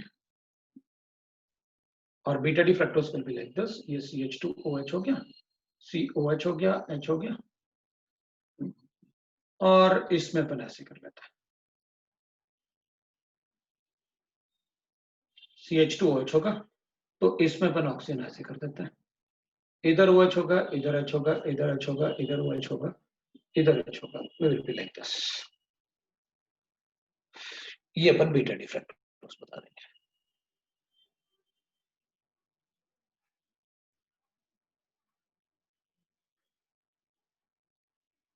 सो जैसे म्यूटा रोटेशन ग्लूकोज में होता है वैसे ही बीटा रोटेशन फ्रक्टोज में भी होता है. अल्फा डी ग्लूकोज अगर लिखना है तो अपन को ध्यान रखना पड़ेगा कि 1 और 2 में OH एक ही तरफ होना चाहिए. बीटा डी फ्रक्टोज लिखना है तो 1 और 2 पे सेपरेट साइड पे होना चाहिए. और अगर अल्फा डी फ्रक्टोज लिखना है तो सेम था तो कोई बात नहीं. विल से दैट कि ये दोनों एक ही तरफ होंगे CH2OH. और अगर बीटा डी फ्रक्टोज होंगे तो ये दोनों अपोजिट एंड पे होंगे. मतलब यहां पर ये वेज डिश जैसे बना देते हैं. That is the difference between the alpha and beta D fructose. CH2OH के बेसिस पे अपन बताते हैं. अभी दीज आर साइक्लिक रिंग्स है ना. तो अब अपन इनको साइक्लिक कार्बोहाइड्रेट्स भी बोल सकते हैं. क्या बोल सकते हैं? Cyclic carbohydrates. Carbohydrates actually this is अगर 5 मेंबर्ड रिंग है ना, 5 मेंबर्ड रिंग है तो इसको अपन बोलते हैं टेट्राहाइड्रोफ्यूरन और ये होता है फ्यूरन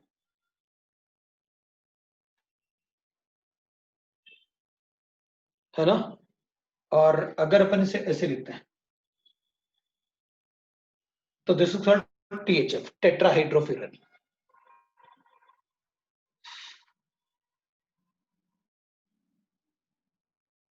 अगर फ्यूरन में ना टेट्राहाइड्रोफ्यूरन में ये ऑप्शन है जो कार्बन अटैच्ड है अगर उसमें एक तरफ OH अटैच्ड है तो इसको अपन कहते हैं furanose.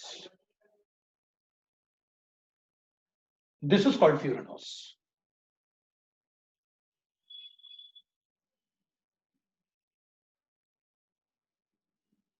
This is called पायरन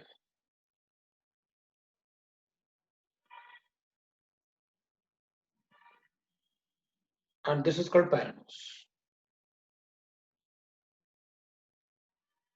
Pyranose.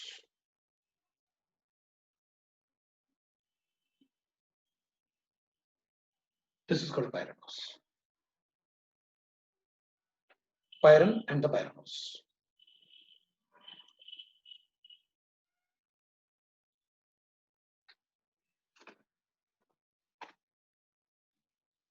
This is furan and furanose. This is pyran and pyranose.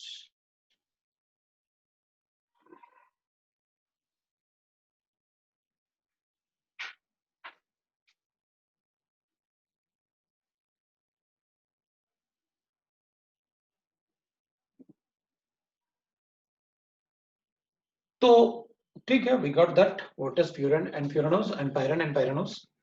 अब ठीक है, so there is a 5 member ring, मतलब मैं इनको फ्यूरानोज बोल सकता हूं, क्योंकि जिस कार्बन से ऑक्सीजन अटैच्ड है उस कार्बन के पास OH भी अटैच्ड है, तो दिस इज फ्यूरानोज ना। वैसे ही मैं एक और नया वर्ड इंट्रोड्यूस करने वाला हूं, that is called anomers.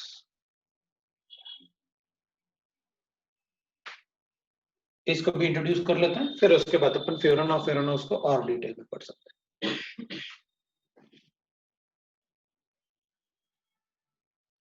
Anomers होता है the stereo isomers which differ in configuration, which differ in configuration, in configuration,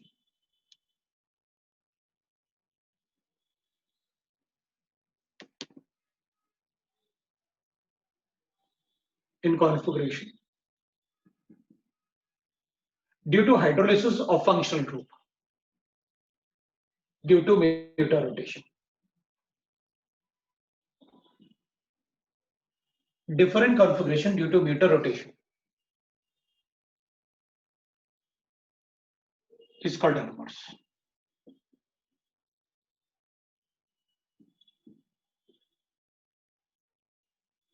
And the carbon atom where the difference is,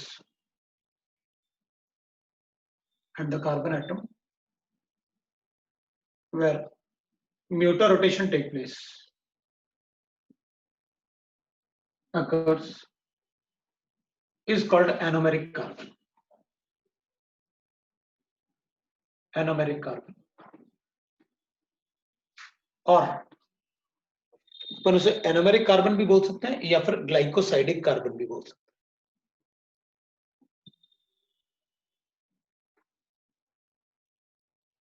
carbon atom भी बोल सकते हैं। Example in glucose, alpha and beta D glucose are anomers, and the anomeric carbon atom is carbon 1. Are anomers, and glycosidic carbon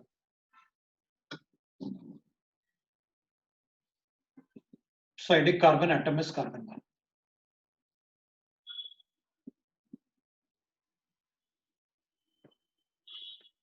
जबकि fructose में anomeric carbon atom is carbon 2, और जिस पे beta rotate होता है उसी को तो इनको बताना है anomeric carbon atom.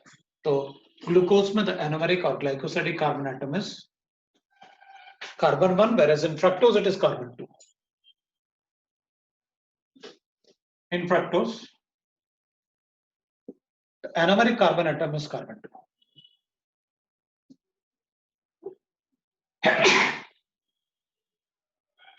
The anomeric carbon atom is carbon 2, OC2. The anomeric carbon atom. And here also, alpha and beta fructose are anomers. And alpha and beta T fructose are anomers. मतलब all anomers can be, these anomers can also be called as diastereoisomers.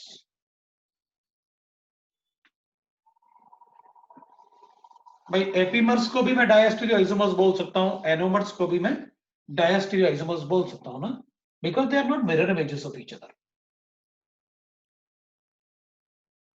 Epimers and anomers are diastereoisomers.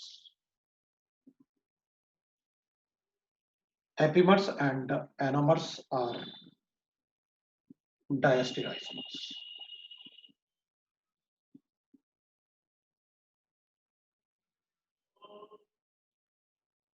All anomers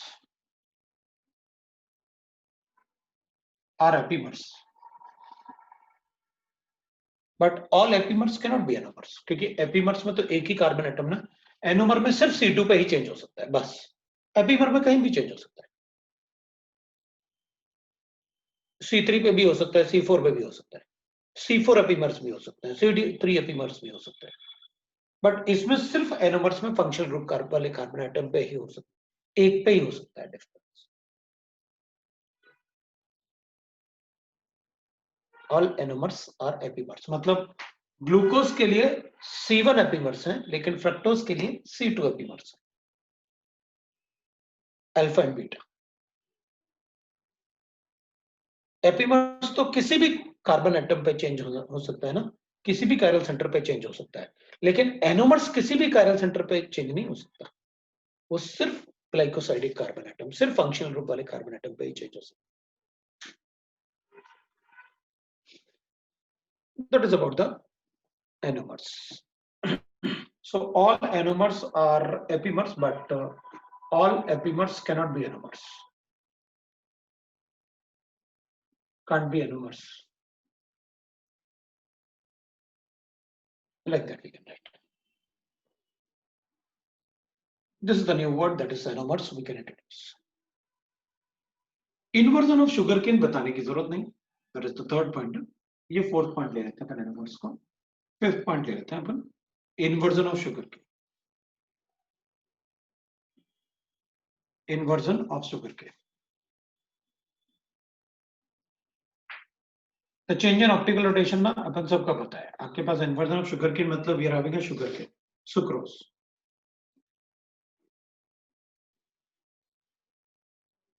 water के साथ react करेंगे, hydrolyse करेंगे.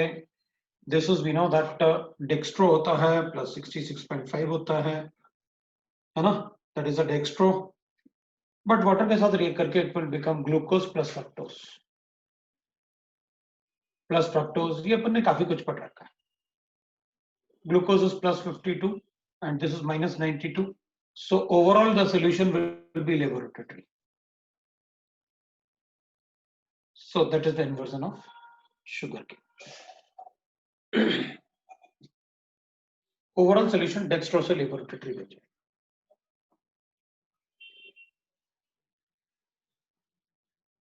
Next point we can write is the reducing sugar and the non-reducing sugars. So the reducing sugars.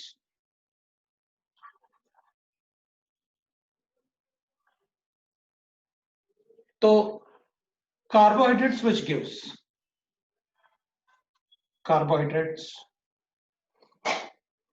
gives Fehling test, Fehling solution test,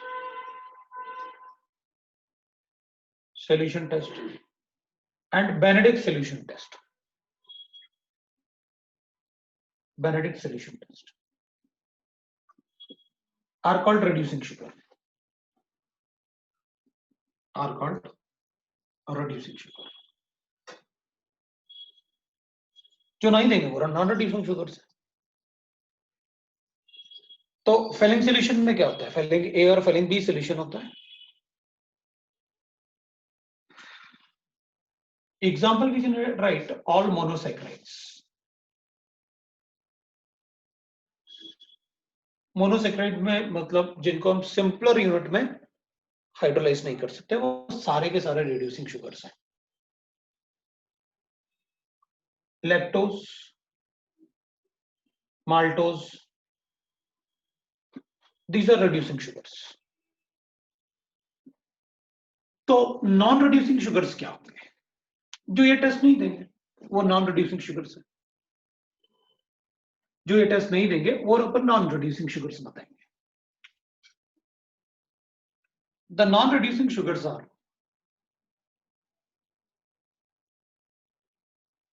non-reducing sugars.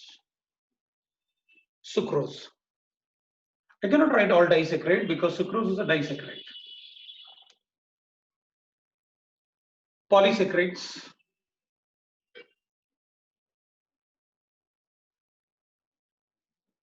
Polysaccharide is cellulose, starch, glycogen. Cellulose, starch, glycogen. वो सब पॉलीसेक्रेट्स है, ये non reducing sugars है. The reducing sugar and the non-reducing sugars. Next point we can write is, now we can write the projections. Then we'll write the reactions. तो आज यहीं रुकेंगे, आगे फिर पढ़ेंगे. ठीक है. So that is all for now.